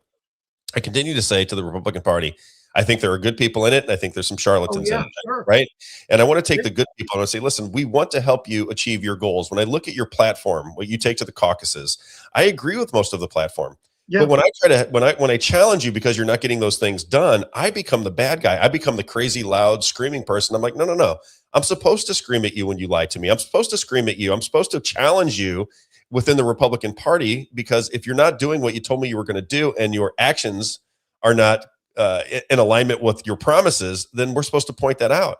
But I'm starting to recognize that even people that I thought I was really close with are starting to attack me for pointing out their shortcomings. And I'm like, wait a minute. I thought we were in the same game. I thought we were trying to get these things done together.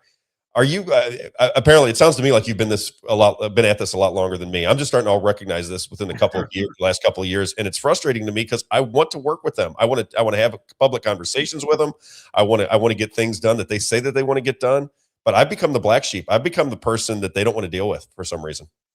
Oh yeah, no, that's happened to me many years ago. I've lost a lot of friends. I've made a lot of friends. There's a lot of wonderful, freedom-loving, conservative Christian people, even non-Christian people, that they're just freedom-loving people.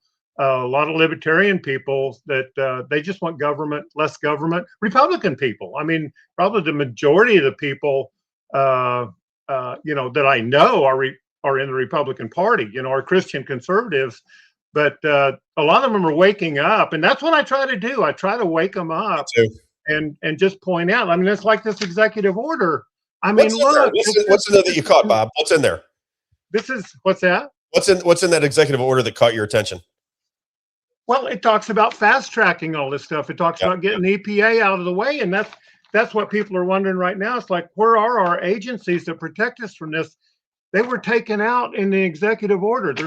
There's 4 pages of it here you can read, and it just goes through all the stuff, how they were basically fast-tracked. It's a national security issue. We've got to get them built. We've got to provide the money for them. And that's what happened. That's why, again, my concern of what's happening. I mean, it's kind of like the Patriot Act. What a week after 9/11, we got this, how many 2,000 page or whatever it was, Patriot Act that they rammed through. Oh, we got to do it. We got to do it. That just completely destroyed so many of our the privacy concerns and issues and freedom issues.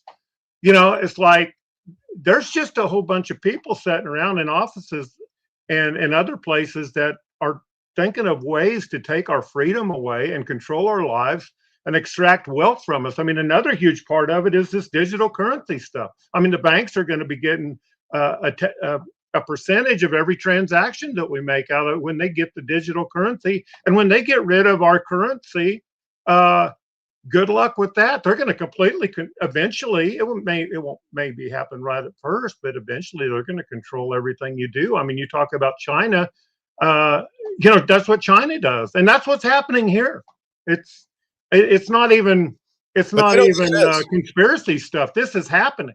I agree. And people tell me that I'm a conspiracy theorist. I have a friend of mine that lives in Las Vegas. He's really upset with me when I talk about what could happen in a cashless society. And I said, why would you think that they don't want a cashless society? Why do you think that that's not something that the establishment would want? That would be the number. If you're putting in a control grid and you're already you're pushing cryptocurrencies, and I could see it just that one step further into a cashless society.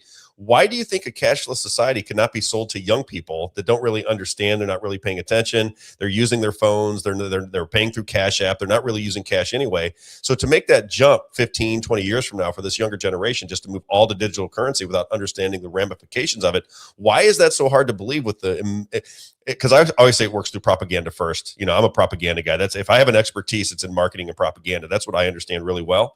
And I see how people are moved from one spot to the next, right? You just take them. They're nice and slow. You educate them with a certain theory. You sell it on all of your television sets. You make it popular in the movies. And then all of a sudden people just go, yeah, that makes perfect sense. Cashless society. Everything's instantaneous. I don't have to wait for my money. Everything's beautiful. It's going to be great. And then if you don't take your hantavirus vaccine, you can't leave your house because nobody will accept your money. Why can't they see that happening? Why is that such a crazy idea? I don't know. I mean, I look at things from a biblical kind of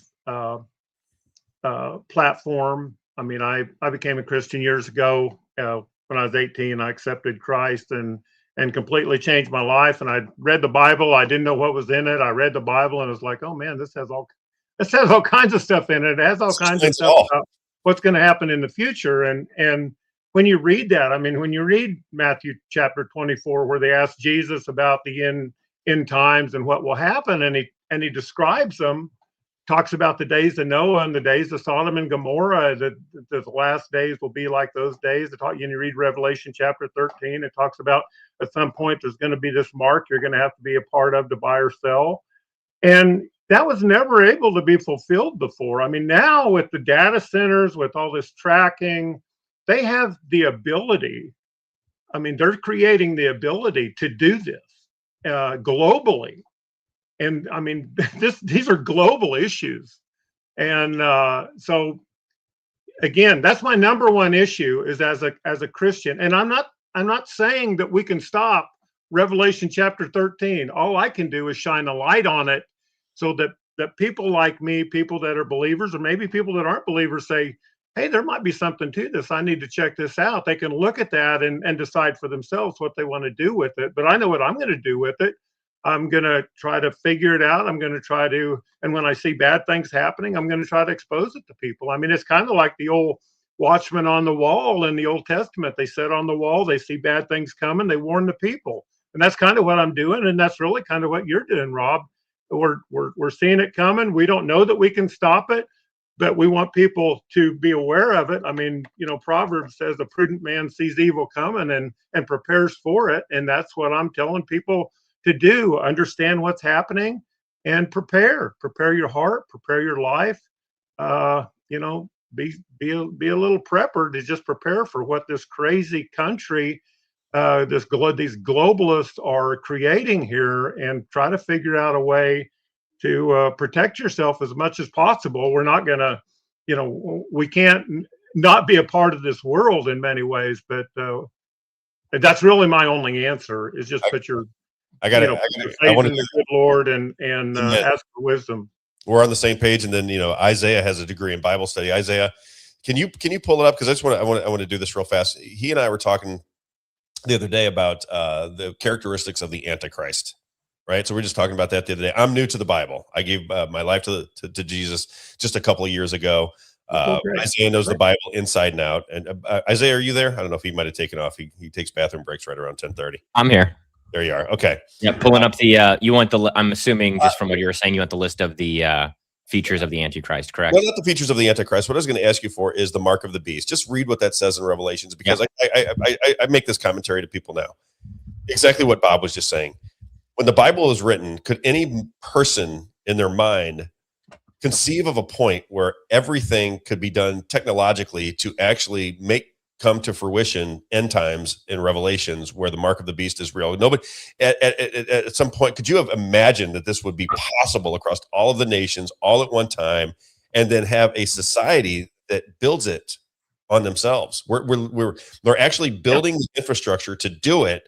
And you have people within these parties that are cheering it on as it's happening. And I find it so fascinating because it doesn't make any sense to me. You would think just out of pure survival, you'd say, no, I don't want any government entity or any big corporation to have this much power over my life, this much surveillance over my movements. I don't want that to happen. And yet I see people, now it's a small group of people, Bob, But I see people that are cheering it on. I see people in my life that are cheering it on. Now it's 5-10% of people. I think almost 90% of the public, when you ask them about AI data centers, they're like, I don't want it. I don't want it. I want to stop it. But it continues to move forward. But I'm fascinated by exactly what you said. In the Bible, it talks about, the mark of the beast, and we're here. I mean, we have this now is a real thing that could happen. And it doesn't seem like a lot of people within either party or politicians within either party want to stand up and stop it. Can you find what it says about it in the Bible? Yep. Isaiah, read it to me. Yeah, it's in Revelation chapter 13, and it would be verses 16 to 18 for anyone that's wondering. I'm reading out of the English Standard Version, just because I know our listeners always call me out for that. I like to let them know. So starting in verse 16, it says, also it causes all, both small and great, both rich and poor, both free and slave, to be marked on the right hand or the forehead, so that no one can buy or sell unless he has the mark, that is, the name of the beast or the number of its name. This calls for wisdom. Let the one who has understanding calculate the number of the beast, for it is the number of a man, and his number is 666. You cut out at the very end. So his number is 666? Yep, his number is 666. And did you know that Jared Kushner overspent for a building in Manhattan, the 666 building? He way overspent for it. Isn't that kind of odd? Just kind of these things that and you're like, well, that's kind of odd. Why would somebody overspend for a building? Funny coincidence. Yeah, just a coincidence, I guess. And he sits right next to Donald Trump in the White House. He is the one that is negotiating with Iran in this war. The whole thing seems very bizarre to me. Now, when it talks about the hand and the forehead, have you seen these videos where people have a chip implanted in their hand and they use it to get into their offices? Like they go into a thing and they just scan it and it's right inside of their hand. That's actually a technology they have right now. Right now, they have right now. I mean, yeah, they're trying to use it. What did John see? What did John see when he wrote that? Did he see a vision? He was seeing a vision, right? And he was seeing something. I mean, did he see a person lean into a scanner in the checkout at Walmart that did a retina scan on their face? Right. Do we have a fingerprint scanner? Do we have a palm scanner, a vein scanner? Those things exist now. They're doing that already. I mean, when you fly, it's all facial recognition. Right. I mean, you lean into their little camera with your, I mean, is that what John saw when he described this hand and forehead? I don't know. I don't know what John saw, but I'm like a cat on a hot tin roof when I start seeing all this stuff start happening. I don't believe we're there yet, but I believe we're creating the systems that will take us there. Same with me. It's exactly how I see it. And I would like to see it stop. Bob, I got to have you as a regular on. I did not realize how ideologically aligned we were. And what I'm trying to do, just so people understand it, is Isaiah and I will be out in South Carolina. There's a guy out there who's running for Congress that is like-minded to us. There's a guy in my town that I live in now, Volusia County. I'm in Missouri now, but I go back and forth between Volusia County. He's on the same wavelength. We just talked to a guy that's running as an independent for governor in New York. He's on the same wavelength. And what we want to do, and then I'm dealing with the USS Liberty survivors. I'm dealing with Jim Feshbeck, Paul Renner. I'm starting to connect people from all over the country. And the last thing I say to them is, will you just stick with us? I'll use your play. It doesn't have to be me. This is not about me. But can we use our platforms? Can we combine our total brain power together so that we can begin a system of people that are free thinkers?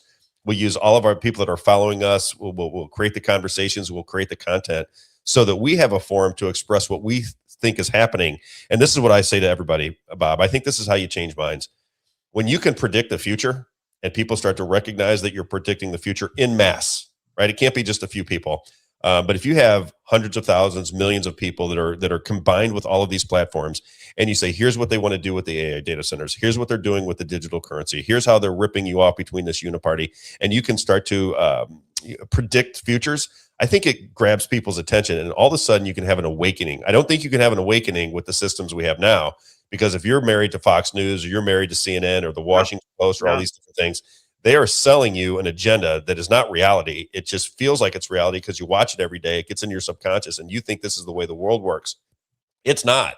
And I think that we need like-minded people to say, listen, we'll hear anything. I was a keynote speaker at a big Tea Party rally. Remember those? Oh, yes. Rolla. I was a keynote speaker up there. We had about 600 people, a really good turnout. And I warned the group, I said, be very careful of Fox News and be very careful of mainstream conservative media, because they're not telling you everything. They're telling you what sells. And they sound good, they're talking about some really good things, don't get me wrong. But they're not telling you the whole story. And I had people come up to me, very concerned, like, oh, we like Sean Hannity. And I like Sean Hannity. I mean, there's some good people there. But it just, a forum like this, or a Facebook page like mine, or, you've got to go to alternative sources that you can trust, people that are aware of what's going on, that research what's going on, and listen to them, because they're not going to have a major platform, at least not in this stage. They're not going to have a major platform. They're not going to be on Fox News. They've never invited me to be on Fox News. I was on Alex Jones once, though. So are you really? Yeah, I was. How did he treat you? I'm always curious about Alex Jones. On the animal ID thing, I did a news release. I was on the Farm Bureau board at the time, before they voted me off when I exposed what Farm Bureau was doing implementing animal ID. But anyway, I did a news release about Texas County Farm Bureau. Did a resolution against the animal ID program, and he caught it was printed in the Austin paper because they thought it was a county in Texas instead of Texas County, Missouri. And he's like, how did you get in the Austin newspaper, Bob? He's like, but then we talked about the animal ID program, and that guy knew everything about it. I was blown away. I didn't even know who Alex Jones was at the time, but he was very good. How long ago? Oh, it was 05 when we really started fighting the ID thing. So it was many years ago. Yeah, excellent. I will be back in touch with you. I really do want to do this. I think that several people in my life wanted me to have you on, and I was unaware of you. Then I started seeing your videos, and I'm like, oh, I like this guy because did you write a book? Well, I've written like 3 or 4 books, but I've not printed any of them. But they've been more hunting and cabin building kind of stuff. You seem very intellectual, and you're like, I love ACT for Missouri, and I love the Shield Maidens because they get into the legislation, and everybody. There's a lot of people in the Republican Party that just can't stand them, and I say, listen, what they told me was going on checks out. When they told me this is what was happening within the legislation, this was what was going on with the wording. Here's how the process worked.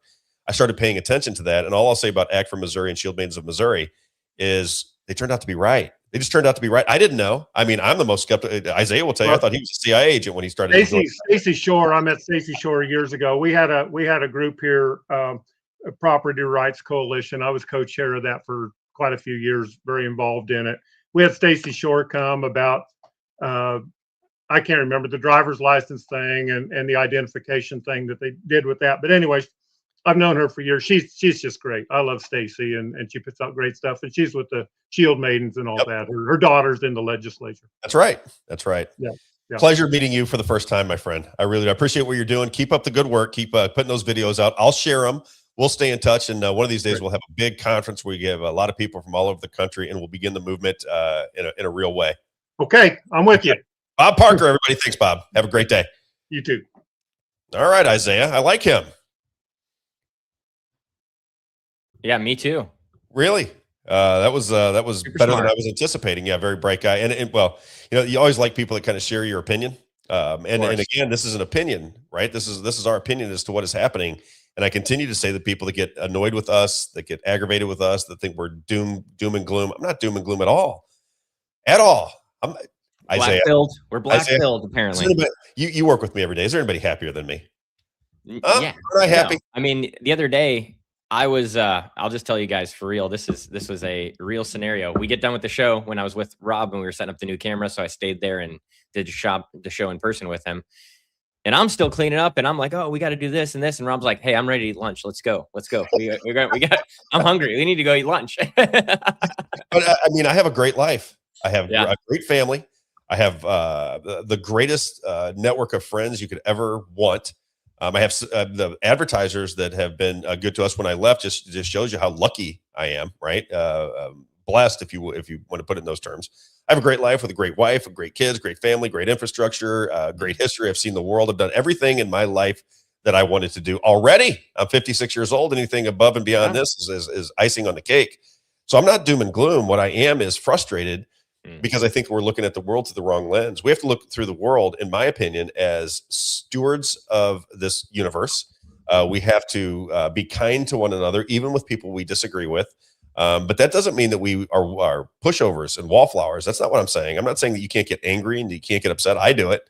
You have to add emotion to things when you're trying to get a point across. But nonetheless, we should be bringing everybody into a conversation as to what is going on in this world and make the people that are selling us lies explain themselves publicly. That is the biggest thing that I want to do with People's Lobby Missouri, is get these people that we disagree with into a room and really vet them, really bring questions to them that I don't think they can answer. I don't think they're going to be able to answer these questions. And when you see them either run from, this Heather Overstreet person, right, that I continue to say I think is very talented. I think really talented. I do. And I hope that she has a great career, and whatever she hopes to accomplish, I hope she gets there. But if she wants to have a say-so in what goes on in Missouri politics, and she has influence, and the Republican establishment is lining up behind her, then if she's the real deal, then she should want to have these conversations. To paint me out as like I'm some lunatic is ridiculous. Okay. It's silly. Nobody's buying it. Nobody's gonna buy it. It's nonsense. Okay. My radio personality or my podcast personality is to bring attention and awareness to certain situations. If I have to get hot tempered, if I have to scream, if I have to yell on occasion to get your attention, then I'm going to do it. If Billy's running into the street, you don't go, Billy, Billy, honey, you're going to walk out in front of that semi. Billy, come on back. No, you go, Billy, there's a truck coming, Billy. Semi, stop. Right. That's the difference. And it's just it's just like Bob was talking about, being the watchers on the wall. You know? Exactly. And to paint me out as that I'm some lunatic or that I'm surrounded by lunatics is ridiculous. Nobody's buying that story. You're not going to be able to sell that story because I have a way of getting the truth out. Okay. So if you want to have conversations, if we want to have town halls around the state of Missouri where we bring in Democrats, Republicans, independents, grassroots organizations to have real conversations that will fix our society, Missouri should be the template for the rest of the country. We can do that in the state of Missouri if you actually want to solve problems. If you're just a propagandist, if you're completely full of BS and you just want to get clicks and likes and sell radio advertisement, if that is your goal, if that's the only thing that matters to you, you really don't care about the state of Missouri or the country, then keep on keeping on. But if you want to solve problems, if you want to bring people together, not that they have to like each other, not that they have to be on the same page, but when you have debate and conversation, the truth finds its way to the surface. We need that again in this country. We cannot sit on social media or sit on the radio or sit on our local television channels and just point fingers at each other back and forth forever without having genuine conversations. Disagree or agree with me, Isaiah? How do you see it? Oh, yeah, I agree. I think that something that I've grown to appreciate is the fact that when I talk to someone who is a Democrat, but maybe not a socialist, right? They're a little bit closer to us than the socialists. But when I talk to a Democrat, I feel like there's sometimes I'm like, wow, okay, you made me look at it a different way that I wasn't looking at it before, because 100%. I just have my way of, this is my experience, and so this is why I'm looking at it, right? And I'm a Christian, and so that makes me extremely conservative just because of my values. And so I think that I tend to not be so emotional personally, or not be emotionally invested into decisions, or think about the emotional impact on things. And Democrats have helped me think a little bit better that way, about how can it affect someone's real life, a single mother that's struggling and things like that. And I'm not saying that they're right necessarily about their policies or how they go about things. I'm just saying that talking to them and engaging conversations makes me go, huh, I didn't actually think about that. Well, and what you'll start to realize is that people that disagree with you have a completely different worldview than you. They're not horrible people. Yeah. Right. They're not. Some of them are, right, on both sides. Yeah. I see some horrible people within the Republican Party right now, and I might get to names at some point. Right. I don't want to do that. I really don't, because I don't know for sure. But when I know for sure, I'll let you know. I'm not afraid to call out people. I'm not afraid to be confrontational with them. I'm not afraid to be in their presence. If you are trying to get over on the people of Missouri, and I believe that to be true, I'll say your name. I got no problem with it at all. And I don't care what you have to say about me. Right. People can lie about me, the whisper campaigns, that he lives in Florida. Did you know he lives in Florida? I'm like, I guess people don't know that I live in Florida. I was on the radio for 2 years talking about it every day, but my audience doesn't know that I live in Florida. But why do I live in Florida? They don't tell you that. I live in Florida to escape the taxes. I like them apples. That's why I went to Florida. Was to escape taxes. Did you know that, state of Missouri? Did you understand that? Okay. That's something that I loved about living in Florida before we moved back. I was like, man, I wish Missouri was like this. Exactly. No emissions tests, no personal property taxes, none of that stuff. It's and the income tax, the sales taxes, they do have no income tax and a little bit higher sales tax, but it's minuscule. We're talking about What do you think about this argument? I've seen this on Facebook, just between conversations. The argument that we're not economically developed enough to take the same cuts and things like that Florida has. I think that now I'll tell you my view really quick. I think Florida already had a lot of these things before all these people moved to Florida. So just tell me if I'm wrong there, but I think a lot of these tax cuts, they weren't things that came after everyone started moving to Florida and after everyone started developing in Florida. Like I saw Tampa come to life before my eyes when I lived there from 2018 until 2021. It was a small city, and then it was building, high rise, being built and built and built.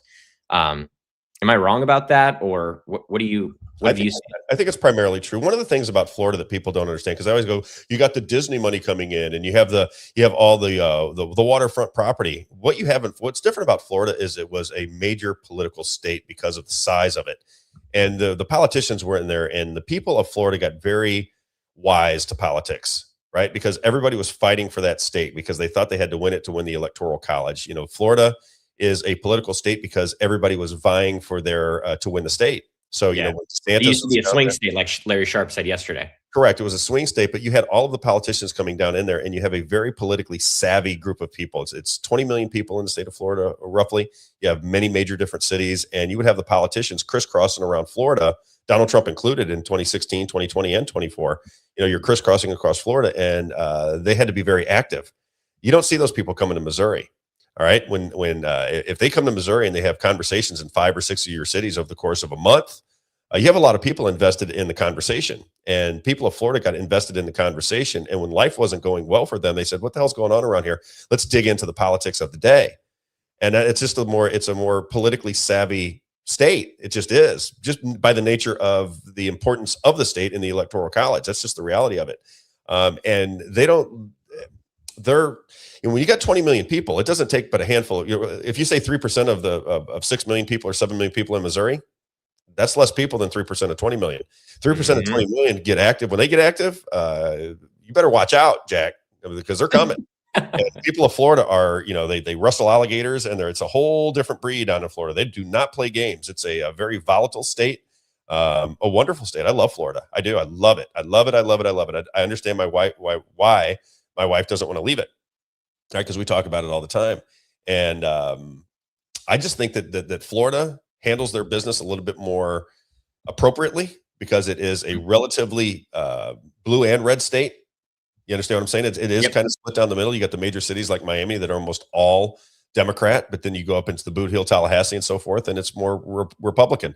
But if you just look at the makeup of the state, it's more politically aware of what is happening by the nature of how important the state is within the Electoral College. You just have more people understand what's going on. Missouri is not something that the Republicans put much energy into because they know they're going to win the state now. Right? They just know they're going to win the state, so they don't come and talk to you. You're not interested in the conversation because it's going to be a red state. You're going to get what you get. It is what it is. All these people are running unopposed. It's ridiculous. They don't have to make promises to you. They don't have to do any of that nonsense. They just fly right over the top of you, and you get what you get. And I think that is why the people have to stand up. You can't. Does Florida have tax on services? That's what someone's asking. That's a great question. Just because I don't even know if they have tax on services. They have a higher sales tax. I think the sales tax down there is. Will you look it up, Isaiah? I want to say it's 6.5%. That's my guess. Sales tax in Florida. 6%, and Missouri is 4.2 or 4.225. So it's 1.8% higher. But no personal property tax and no income taxes and no emissions test, no getting your car. What's interesting is you have the personal property tax with the emissions test in the state of Missouri. Florida has 20 million people. They love the environment. It's a big deal down in Florida. These people are outdoorsy people. They like to be on the outside. They like to be on the beaches. They like to be at the swamps. They like to be at the lakes. They love it. This is the nature of Florida residents. How do we get by? Do you think the air is cleaner in Missouri? Do you think the cars are running more effectively in Missouri? Do you think that everybody's running around with their mufflers hanging down to the ground in the state of Florida? Do you think that's what's going on? There's not a drop of difference. Zilcho. No difference at all. And yet you have to pay, you have to go through this nonsense in the state of Missouri. But why? Why would you go through the nonsense? Because it's a moneymaker. That's it. They just they come up with another way to make money off of you. That's what they did. And they do. And you allow it. And Republican administration after Republican administration does nothing about it. How in the world, I'm serious, Missouri, I love you. In 2026, can you allow the government to charge you personal property taxes?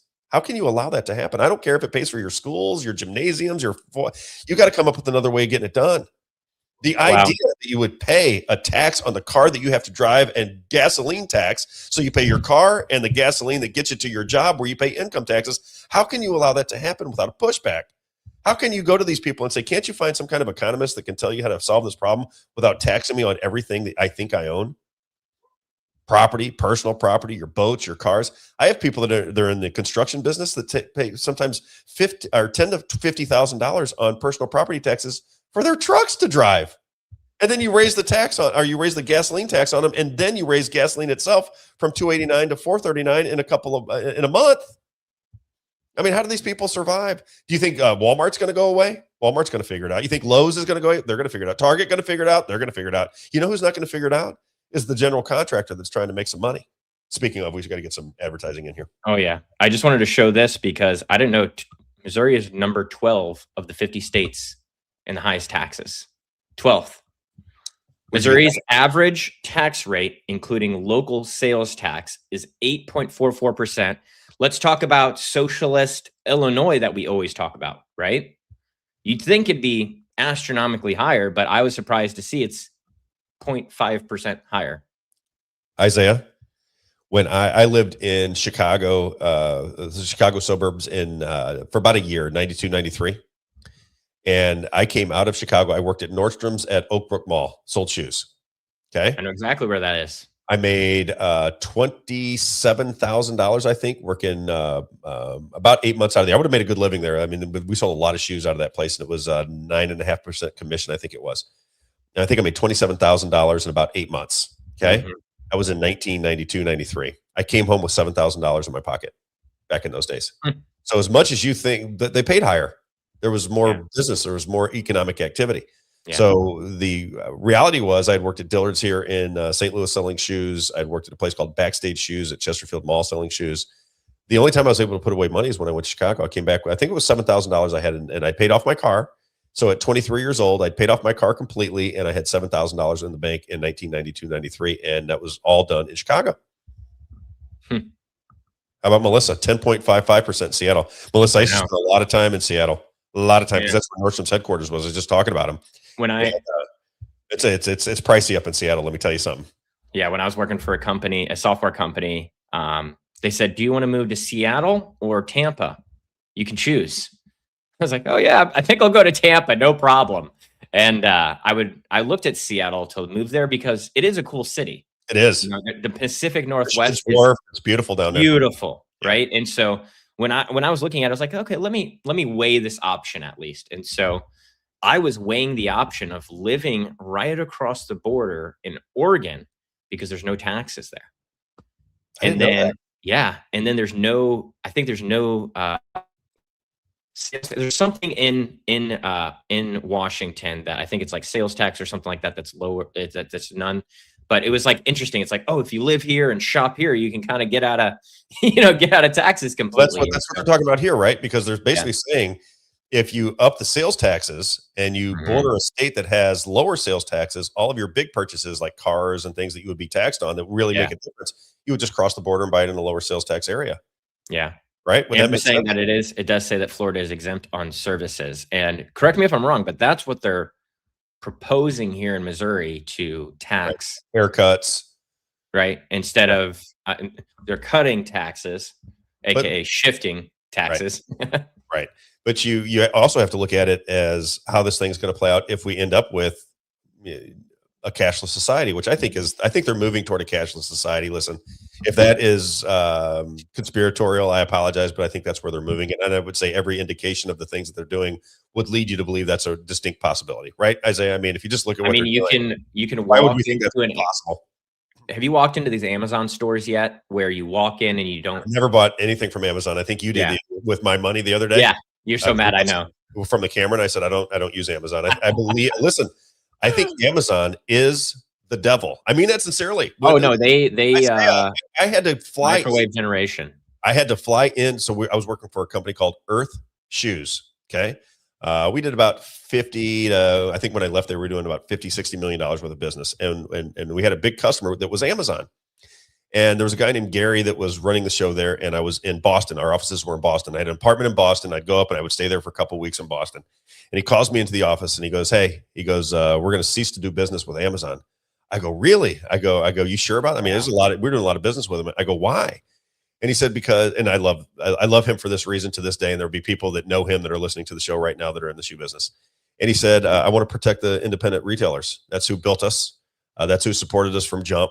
And I think that if we get ahead with too much with Amazon, they're going to wipe out the independent retail stores.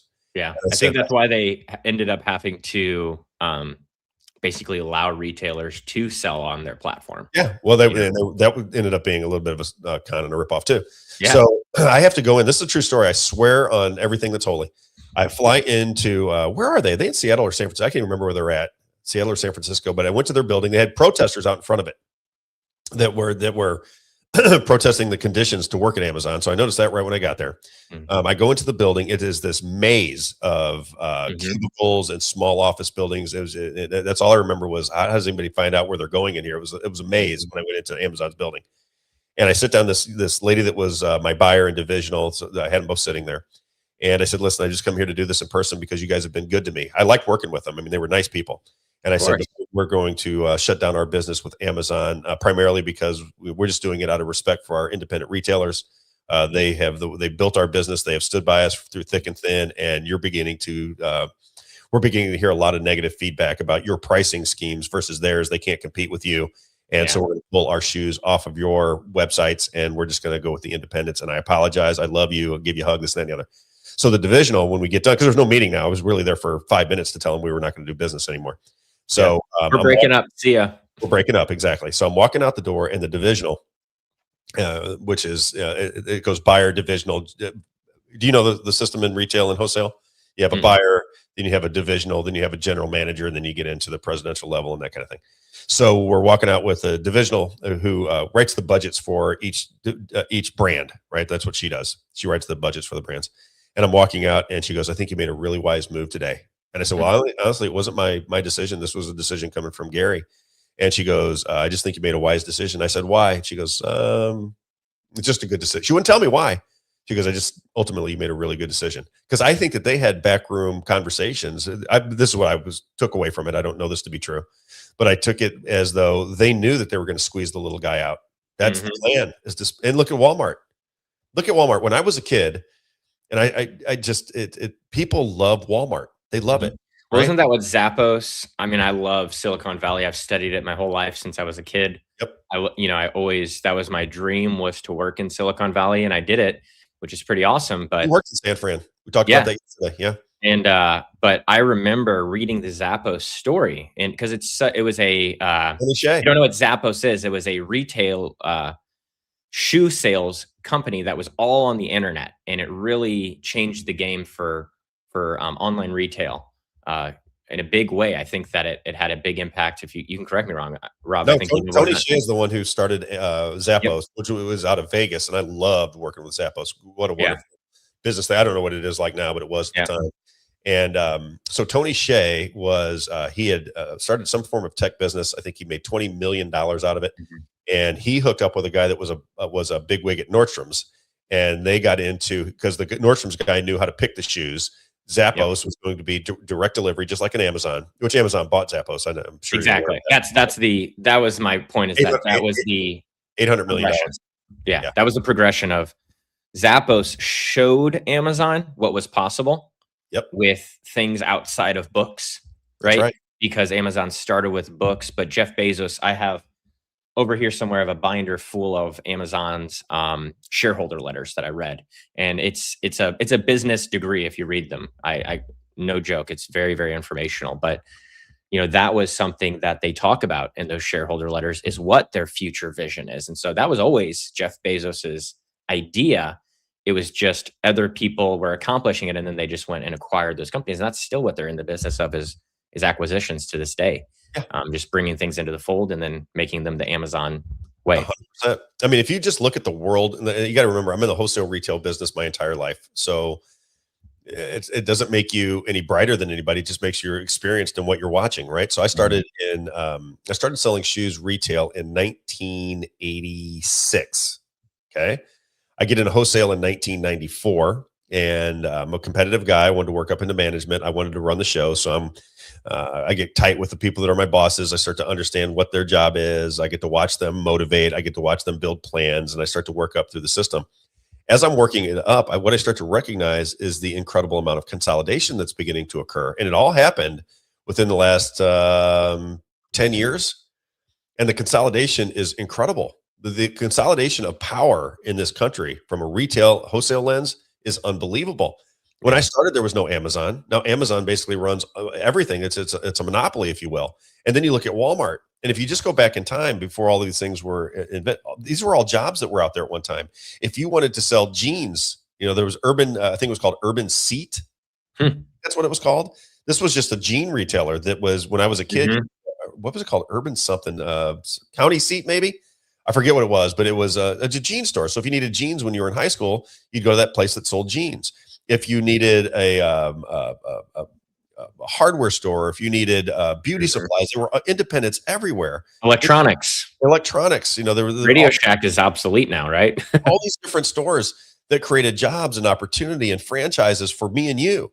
And then what happened is because of Walmart and because of the consolidation, now all of those jobs are gone. It limits your opportunity. Everything is cold. Your neighbor is not selling you lawnmowers anymore. It's Walmart and it's Target and it's Lowe's. All the things that you used to buy from your neighbors that made community strong, that you were getting out and you knew people and you wanted to support, just like it's happening with me, right? People are supporting me because I offer something that you really won't find on Fox News or on some of these major influencers, which is just me sitting down behind a microphone, telling you what I see, asking questions, trying to develop conversations with people in power. It's a little different vibe than most people have. And now you have the support from the community. It used to be that way with wholesale and retail.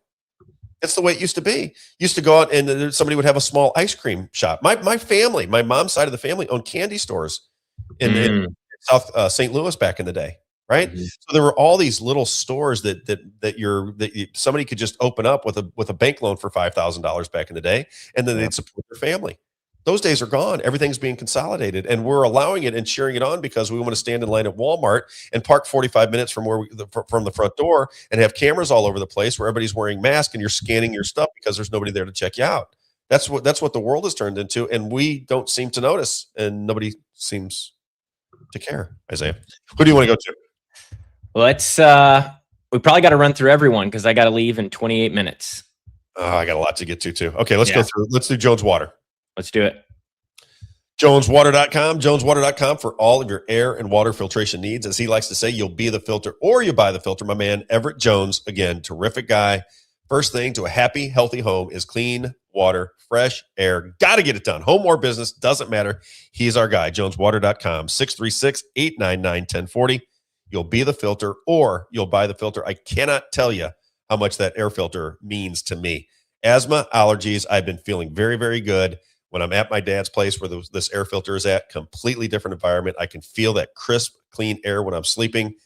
If you have asthma, allergies, skin problems, and you don't have air filtration systems in your home or business, I suggest you at least take a look at it. There it is, Healthway Deluxe Air Purification System from JonesWater.com. Great guy, big, proud supporter of me and what we're trying to get accomplished here. Isaiah as well, JonesWater.com. Cannot recommend anybody higher than my man Everett. We've turned into friends. 636-899-1040, 636-899-1040. We'll have him on the show soon. We're going to do a commercial with him soon. You'll be the filter or you'll buy the filter. JonesWater.com. Yeah. Especially this week, man. You need to get back to that filter, huh? Yeah, I'm feeling a little bit better today, but it's all medicine. If you want to do business with Everett, by the way, on the Missouri side, St. Charles County, Lincoln, Franklin, Warren, St. Louis, and Jefferson. If you go to the east side, Madison, Monroe, Jersey, and St. Clair, make that call. You'll feel better. It's a lot less expensive than going to the doctor over and over again with your allergy and your asthma and your skin problems. This, I promise you. RAK Custom Coatings, want to get to him? Let's do it. Just pulling up his website right now. RAK Custom Coatings.com. RAK Custom Coatings.com. If you want to redo any industrial space within your business. If you have I cannot tell you what it does for home values. I just got to be honest with you, because we did this at my big house when I was living out in Lake St. Louis. We refinished the floor in our garage, and oh my goodness, what a difference it made. It just, the whole home changes when your floor is finished in your garage. It's amazing. But look at those custom coating floors. They're so fantastic. Locally owned and operated. My man, Rich McQuay, been around since 2001. He's along for the ride. He said, Rob, I agree with what you're saying. I think we need to have these conversations. Here we go, baby. He says, we install industrial strength, long lasting coatings built to handle anything your home or business can throw at them. From garages to commercial spaces, RAK, RAK Custom Coatings delivers tough, beautiful finishes that last, where quality meets craftsmanship. If you want to reach out to him by phone, it's 636-398-5040. Right there on the screen, 636-398-5040. I promise you, especially for garage owners, I know commercial spaces, that's where the big business is at. But if you have the means and you have a garage where you can redo the floor, it made such a difference in my home. I could not believe how good it looked when it was done. RAK, RAK Custom Coatings.com, RAK Custom Coatings.com, and my man, Rich McQuay. ECS Roofing. Let's do it. Let me pull it up here. Larry's been communicating with me. I think Larry's on the same page with us. I think what we're talking about resonates with my man, Larry. Larry Evans, ECS Roofing. There he is. No, not there yet. You're still on yours. I'll let you pull it up because I want people to see it. There he is. ECS Roofing and Exteriors. Now, again, if you're going to put on a new roof, if you're getting new siding done, any kind of contract work, aren't you always nervous that you're going to get taken advantage of by somebody? Aren't you always nervous about that? Here you have somebody that is going to deal with me every day. You think that he's going to be taking advantage of you and then have me on the air. He said, no, Rob, we do things right the first time. I'm a control freak. I like things done right. And one of the advantages that I have is I'm an insurance adjuster. So I'm an independent insurance adjuster. So if I come to your home and I say, okay, the insurance will take care of this roof because it's this hail damage. If I say that the siding was damaged, that the insurance will take care of, you don't have to go to another source. I'll tell you whether they're going to accept it or not. You don't have to go through the process. I do both of these things for you. So general contractor for the Rob Carter Show in the state of Missouri. 30 years in business, by the way, 30 years in business for roofing, siding, decks, gutters, garage doors, custom exterior metal, residential, commercial, new construction, or storm damage, does not matter. Free licensed inspections. And like I said before, he's a licensed independent insurance adjuster. Well, I shouldn't say adjuster, but I think he works with the insurance. Is that an insurance adjuster? I think he is. But either way it goes, he knows whether the insurance is going to take your business or not. Yeah, that's one of the things that I love about ECS is that he is a insurance adjuster, and that's the person that you would be talking to if you have another company come out knocking on your door. They're going to be talking to the insurance adjuster, but they aren't insurance adjusters themselves. And they want to get you into the fold, so they're going to tell you everything that you want to hear. And then if it doesn't work, it doesn't work. He's going to tell you in advance, save you a lot of time. It's cost effective. He does a great job. You can check him out on Facebook at ECS Roofing and Exteriors. ECS Roofing and Exteriors on Facebook. Check out his work. Been around for 30 years. Does the job the right way. My man, Larry Evans. And then we can do rocketcareers.com. Bring up my man, Mitch. Mitch will be on the show here before too long. We're going to have some of our advertisers on the show because several of my advertisers are very politically active. That's why I think they like what I'm doing. And we'll hear from them. One of them is Mitch. He's got a crazy story to tell. When Mitch comes on, he'll blow your mind. Rocketcareers.com, ROCKIT careers.com. Again, small to medium-sized businesses where HR does not get the job done. They do talent recruiting. They'll put the right person in the right position, outplacement services, job seekers, you name it. They'll take care of you, whether it's a business or if you're just somebody who hates your job or out of work. They'll take care of both sides of the aisle. They will take care of you, I promise you, and you'll find a friend in Mitch. He's just a wonderful, wonderful person. Known him since I was 16 years old. Him and Brian, they take care of customers because they like doing it. This is not just where you go take a job. These people love the process of taking somebody who hates their job, downtrodden, or might be out of work and starting to freak out because they can't pay their bills, but don't want to take some crappy job that they don't like just to survive. They'll help you launch a new career. Change your life forever. Sometimes just the one call that you make when you go, I do hate this job. Maybe I should just check out this Mitch and see if he can get me into a job that I really like. What I'd like to do is X. Call Mitch, hear him out. Call Brian, hear him out. They'll put you on a new career path that will change your life entirely. Rocket, ROCKIT careers.com, 636-778-24 636-778-2419, or check them out online at Rockit, ROCKIT Careers.com. All right, now we got Valvoline. I just heard from Tony yesterday. There he is, Valvoline Express Care. Now, again, this is an easy one. Everybody's going to get an oil change. You're all going to get oil change. You just have to if you're in the St. Charles County area, Warrenton, Cape Girardeau, St. Peters Parkway, Mid-Rivers Mall Drive, Troy, Illinois, or Lemay Ferry Road. And all of his locations are right there. So if you can't remember and you're like, I want to help this guy out, I know he supports the Robb Carter Show, you can check out his website at Valvoline-ExpressCare.com. One more time because I screwed it up. Valvoline-ExpressCare.com. There are all of his locations: Warrenton, Cape Girardeau, Mid-Rivers Mall Parkway, Mid-Rivers Mall Drive. Isaiah. Mid-Rivers Mall Parkway. You know I get so aggravated when I do that. I like to be professional. When I blow this, it irritates me.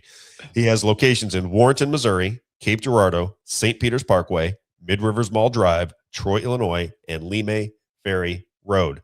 Valvoline-Express Care, 15 minutes from Bay to on your way. I think once he does one oil change for you, you're going to be committed to him, because he said, Rob, I just want my people to be happy. I want them to be friendly. I want them quick, and I want no sales pressure. No appointments, no sales pressure. All Valvoline branded products from people you can trust. Valvoline-Express Care is the website. But again, locations: Warrenton, Cape Girardeau, St. Peters Parkway, Mid-Rivers Mall Drive, Troy, Illinois, and Lemay Ferry Road. My man, Tony Clark, when you need an oil change, Valvoline Express Care. If I don't see that sticker in your window, we cannot be friends. And then finally, did I do these already? I think I did. Yeah, I think I did. Did I do Advanced Wellness today? Not yet. I have it? Okay, so I got to get them. Who did I do? Did I do anybody? Only People's Lobby. Oh, my goodness, Lord. That's why I said we got to get all the ads probably right now, or else you won't be able to read any ads. Like, Rob, come on. What are you doing here? Yeah. All right. Let's do Advanced Wellness. I was just talking to my buddy about that today because he's had some issues with his heart. And I said, you got to get out to Advanced Wellness, advancedwellness.com. AdvancedWellnessMed.com. This is my friend Helen Gelhart. You can see the picture on there. Very spiritual woman. She says, we assist the divine healer. We assist the divine healer. She's a medical doctor, but you can use all kinds of different methods to care for you. She says, feel, think, look better, live longer. They have the earliest cancer detection blood test in the business. If you have a friend in the family, this is what I say to people. If you haven't checked out Helen, you haven't done your homework yet. Okay. If you have a family member with dementia or Alzheimer, she has tests and programs that will that create symptom reversal. Right. So if you have these symptoms, we can backtrack that a little bit. And anybody who's had somebody in their life that they love and they have to deal with dementia, if they have to deal with Alzheimer's, it is really taxing to the family. She can reverse those symptoms with some of the new things they got going on in her practice. AdvancedWellnessMed.com. Pre-screening for heart attacks, cancer control, you name it, she'll take care of it, and you'll love her. Her and Paul have been so fantastic to me. I beg of you, if you early cancer treatment screenings, early heart attack screenings, if you just want somebody who does it for the right reasons, no hospital administration, she's not tied down by anything, she will take care of you. Again, one more time, AdvancedWellnessMed.com. You can reach her at 314-576-0094. One more time, 314-576-0094. AdvancedWellnessMed.com. Grace Halling. GraceHalling.com, GraceHalling.com. GraceHalling.com, GraceHalling.com, GraceHalling.com. Again, for commercial businesses, always remember 2, 4, 6, and 8-yard dumpsters, established in 1998. So this business has been around a long time. Gary Schneider is a class act. There he is with his wife on the screen. Outstanding customer service. He's heavily involved in conservative politics. He's a Christian man, good man. I absolutely adore him. Competitive pricing. Been around, again, since 1998. And I said, Gary, I got Larry Evans and Gary going on in my mind. I am blowing this today. Can we rewind it? Gary, I said, what do you want me to say about your business? And he said, but for the grace of God, I would not have such a thriving business. You're going to see their dumpsters and trash cans all over the area because people love doing business with Grace Halling, and they love doing business with Gary and Karen Schneider. GraceHalling.com, GraceHalling.com, GraceHalling.com. And then finally, my man, he was supposed to be on the show today, and because now we got 2 more to do.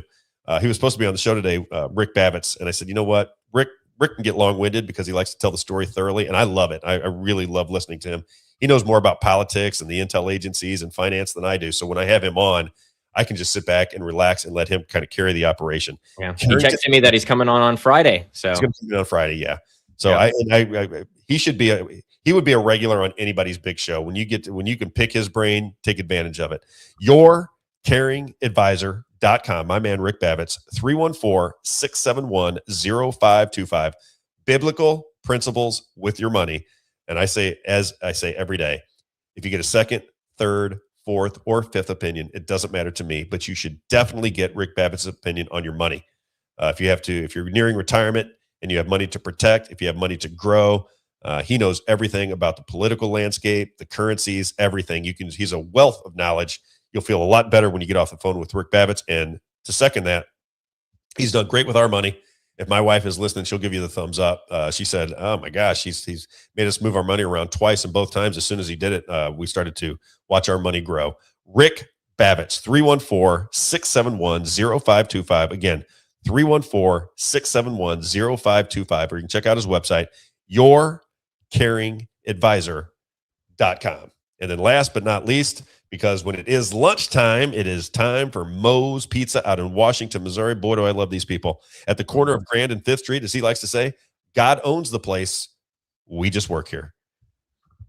Great, great, great family environment. Pizza and salad bar. You can go there and mow down some pizza and salad. Inexpensive, delicious food, great environment, family environment, chicken wings, delicious, thick, awesome sandwiches, great ice cream. They got it all for you. Moe's Pizza, a landmark in Washington, Missouri. And again, if you have any kind of get-together, whether it be a birthday party, anniversary, political meeting, or Bible study, it's always Moe's Pizza. If you're in the area, you know who I'm talking about. If you're in the surrounding area, get out there. Say hello to Mike Johns. Mike and Brenda. Boy, are they good people. You got to meet them. You know what I'm talking about. Aren't they wonderful? Yeah. Here's the most important part right here, the sweet treats. Look at that. Doesn't that look good? Man, that dessert pizza, I'm telling you guys, so good. The s'mores dessert pizza. On the money? You should just go there for that alone. I see a lot of people eating it when I go there, and I'm such a and the cinnamon bites too. And you got to check out the bacon mushroom. He's got the Robb Carter pizza on his screen out there. Right. That's right. My wife was like, "Oh my gosh, the Robb Carter." I was like, "Yeah, isn't that pretty cool?" It's funny. But one time somebody ordered bacon and mushroom pizza. I must have been 10 or 11 years old. I was coming back from a Steamers game. Remember the old soccer team? Oh yeah. So back in those days, they were really popular. We were coming back. There was a place called Pino's Pizza on Lindbergh, way back in the early 80s. And we pulled into there. It was late at night. Somebody ordered a bacon and mushroom pizza. And I thought, my God, is that delicious? So now I get bacon and mushroom pizza pretty much every single time. Now, my wife likes a different one, but I get bacon and mushroom. That's my favorite. All right. I blew that with the advertisers today. I apologize, guys. We'll get to a little bit on. Everyone was happy. You told me I needed to do it. Yeah. Give us a call. I'll personally meet with you. Yes. Well, when the storms come, you're going to need ECS roofing. Do not forget to take care of our advertisers. I mean that. When it's time to, when you need them, you got to use our advertisers so that we can keep this thing rolling. We are going to grow at a level that I think it's going to blow their minds. Once we start getting out and traveling, and we can get out in front of some of these politicians, some of these, I don't know what I would call them, but newsmakers. When we get out in front of them, it's going to be a little bit different. We know what we're talking about. We understand what's going down, and you're going to have people in the people that influence. When they start answering real questions, you're going to see a completely different vibe than what you see now. You're going to see people that independent media is going to take the day. It's going to happen. And we just want to be a piece of it. We're not taking it over. We're not looking to be anything bigger than we are, but we are going to be a piece of the movement to get you away from corporate nonsense into real information. And Isaiah are going to make that happen one way or another. I'm going to find you. I'm going to get you. Okay? We're going to get you. Well, let me play music. Establishment Republicans. We're going to get you. We're going to get you.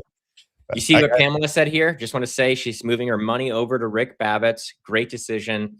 Thank you for doing that, because by supporting Rick, that's how you can support the Robb Carter Show. It's another way that you can support us. You can obviously support us directly by donating to us, but by supporting our advertisers, you are supporting the show. So and like and share. Pamela is we grew up together. She's a wonderful, wonderful lady. She's one of the two people I told you, Isaiah. Two people said, Rob, you need to start reading the Bible. You got to start reading the Bible. At some point, you got to start reading the Bible. Pam's been at me since I was a kid. My Uncle Roger's been at me since I was a kid. And took just a while. Like Bob said, everything. I mean, you read this, you will be surprised There is everything you could want about, like we just talked about, we were talking about UFOs and aliens. Go read Ezekiel, right? You want to learn about romance and sex, you can read the Song of Solomon, you know? You want to read about history and ancient history, you can go through the Old Testament and go through the historical books, right? And that's true history that the archaeologists and historians lined up through other historical books. And so it's, you know, any type of literature, any answer you want is in this book. Yeah, and I used to argue a little bit against it, Isaiah, because when I was raising my family, one of the problems I had is I put my kids above my wife. True story. It didn't work. It all unraveled, and it really caused a problem in my life and my family and everything else. And the Bible says Jesus, right?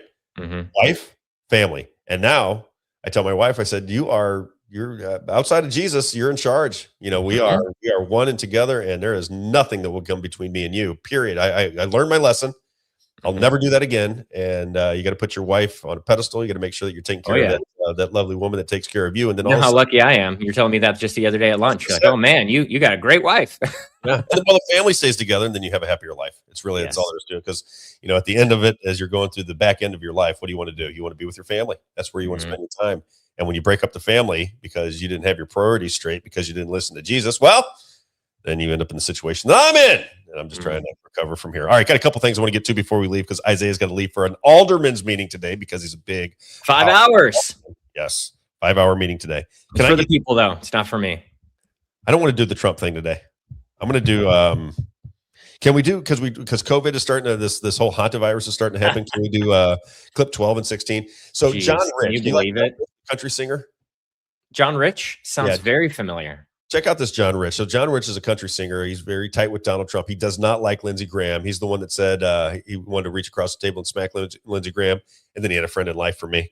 I loved it. But he's talking about the rollout of the COVID propaganda. And he said, be careful of the propaganda coming out with hantavirus. Now, again, I've talked about this exact same thing for years. I said, this is how they rolled it out. This is how you know that it was your government that lied to you. This is how you know for 100% certain that the enemy isn't necessarily Iran or Russia or anybody else. It is your own government. They are the ones that misled you. They are the ones that created so much fear that you rolled up your sleeve and stuck a needle in your arm for something you didn't know. Now, if you go back in time, you thought, could my government really stick a needle in my arm with something that was dangerous for me? They would never do that. Well, not only do they do it, they continue to do it, and they're going to do it again because people don't pay attention to it. But here's what John Rich had to say about the rollout of COVID. And he said, be very careful on the rollout of hantavirus. Sounds a little bit like your host, Rob Carter. Check it out. John Rich, clip number 12. So this was the footage they were showing us in March of 2020 when COVID came out. This is supposedly out of China. People like falling over, dying of COVID out in the streets as the hazmat suits come rushing up to haul them off the road. Look at that. Remember seeing that? Do you remember that? I do. And the point of that was to scare the absolute hell out of everybody across the world. Look at that. Oh, I'm in a coffee shop. Oh no, there's a dead body laying over there. Wow, she died of COVID. Oh, put your mask on. Watch this guy. Hang on a minute. I'm dying. I'm dying of COVID. Oh, I caught myself. See his arms go down? Hit the floor too hard. Yep. Oh, we got to come out and pick him up now. Oh, the camera's running? Perfect. Perfect. That'll be great. Send that to the United States. That'll scare them. Remember this crap?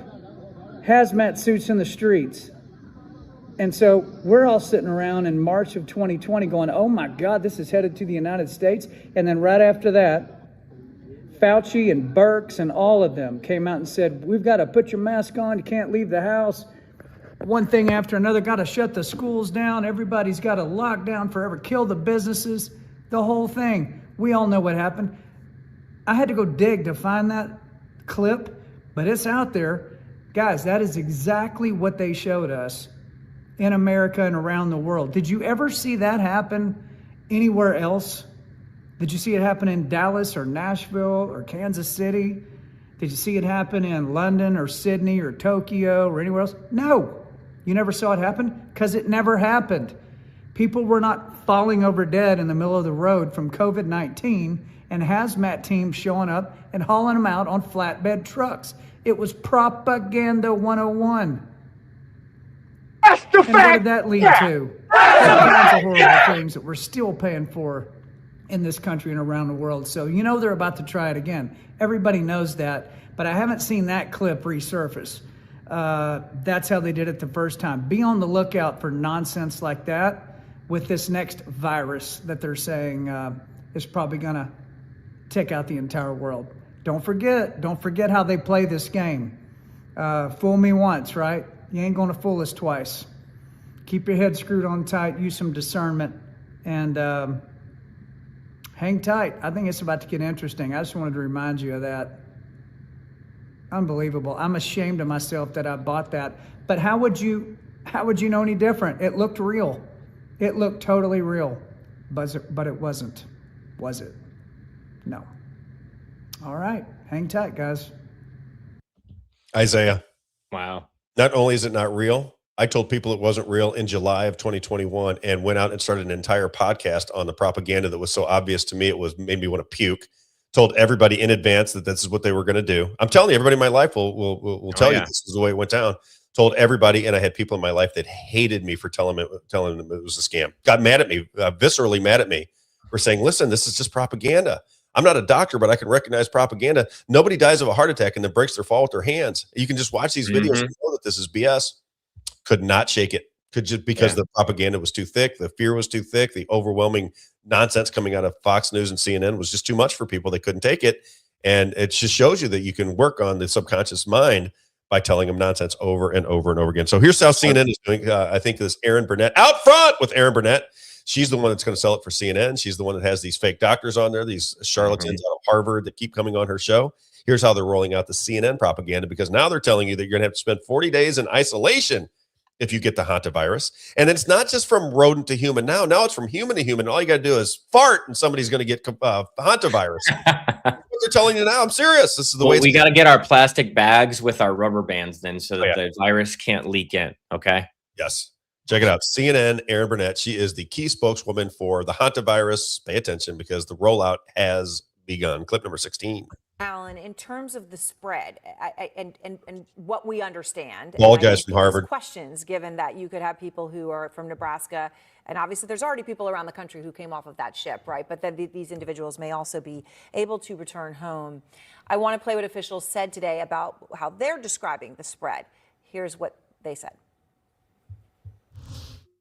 We're talking about exposure specifically to bodily fluids, and then that could include things like saliva. So if you're sharing eating utensils, kissing, touching, those type of things. It can also mean just being really, really close to that person for a fairly long period of time. So we're calling that right now 6 feet for at least a cumulative number of 15 minutes. So, Dr. Allen, I guess what I'm saying is that would Dr. Charlatan, in a restaurant, 6 feet to stop the spread. Dr. Lying propagandist, people that you're not actually Dr. spending time with. With the medical industry and the pharmaceutical companies, can you tell us how this dangerous is going to be? Sitting here. You did also find, though, can you imagine you got a deadly virus, he's going to do a smile on his face? Prolonged close contact that was just described there. These people make me sick. Yeah, thanks for having me on, Aaron. I think that half the story right is it can be transmitted through bodily fluids and close contact, but they're missing the other half of the story. Dr. Palacios just told us it is the exact same strain of the Andes strain that we've previously seen that spreads human to human. And in those prior outbreaks that happened on land, it didn't require prolonged close contact. In fact, one person passed it to another person at a birthday party simply by passing by and saying hello. That's not prolonged contact. Hello? Other people that transmitted that same outbreak in Argentina, they were explicit. The author said no close contact. So I think the messaging continues to be incomplete. It's half correct. And this is really important because we need to tell people, including those in quarantine, that I love that. Just Lionel Richie. So funny. I just cannot take it. They're so full of it. All right. Last one of the day. This is James Fishback. Now, apparently, I'm going to be emceeing for James Fishback down in South Florida on June the 20th. He's running for governor down in Florida. He has become a social media sensation, James Fishback. And I want to MC this event. I'm supposed to meet a lot of the movers and shakers in the Republican Party. And with Aaron Baker's going to be there? Aaron Baker. Be a lot of people. I'm told that Tucker Carlson and Candace Owens are going to be there. So if they are, it could be very interesting for the Rob Carter show because I'll get to meet these people finally. James Fishback, clip number 6. This is what he had to say about Dr. Darth Fauci. And by the way, the statute of limitations have run out. So yesterday. Any prosecution, and then a whistleblower comes in to tell you all about him tomorrow. Isn't the timing Wow. Just amazing. Here is what James Fishback had to say about Dr. Darth Fauci. See if you agree. Our founding fathers knew what Dr. Fauci did to us in 2020. They would have publicly executed him. I'm sorry. I think a public execution after the trial, of course, I think a public execution is in store for Dr. Darth Fauci, but not just him, because he's just the puppet master. It is for all of the people that sold it. Every single solitary person involved should be in prison. They should be on trial. And until they are, you're not going to have justice in our society. It means that they can pull the wool over your eyes. They can stick needles in your arms. They can close your businesses. They can make you stand on dots. They can destroy your entire life with your family, your friends, and your coworkers and get away with it. And then, not only that, do it again. It is 11:30. Isaiah, have a great day. We'll see you tomorrow morning at 9 a.m. on the Robb Carter Show. See you tomorrow morning, everybody.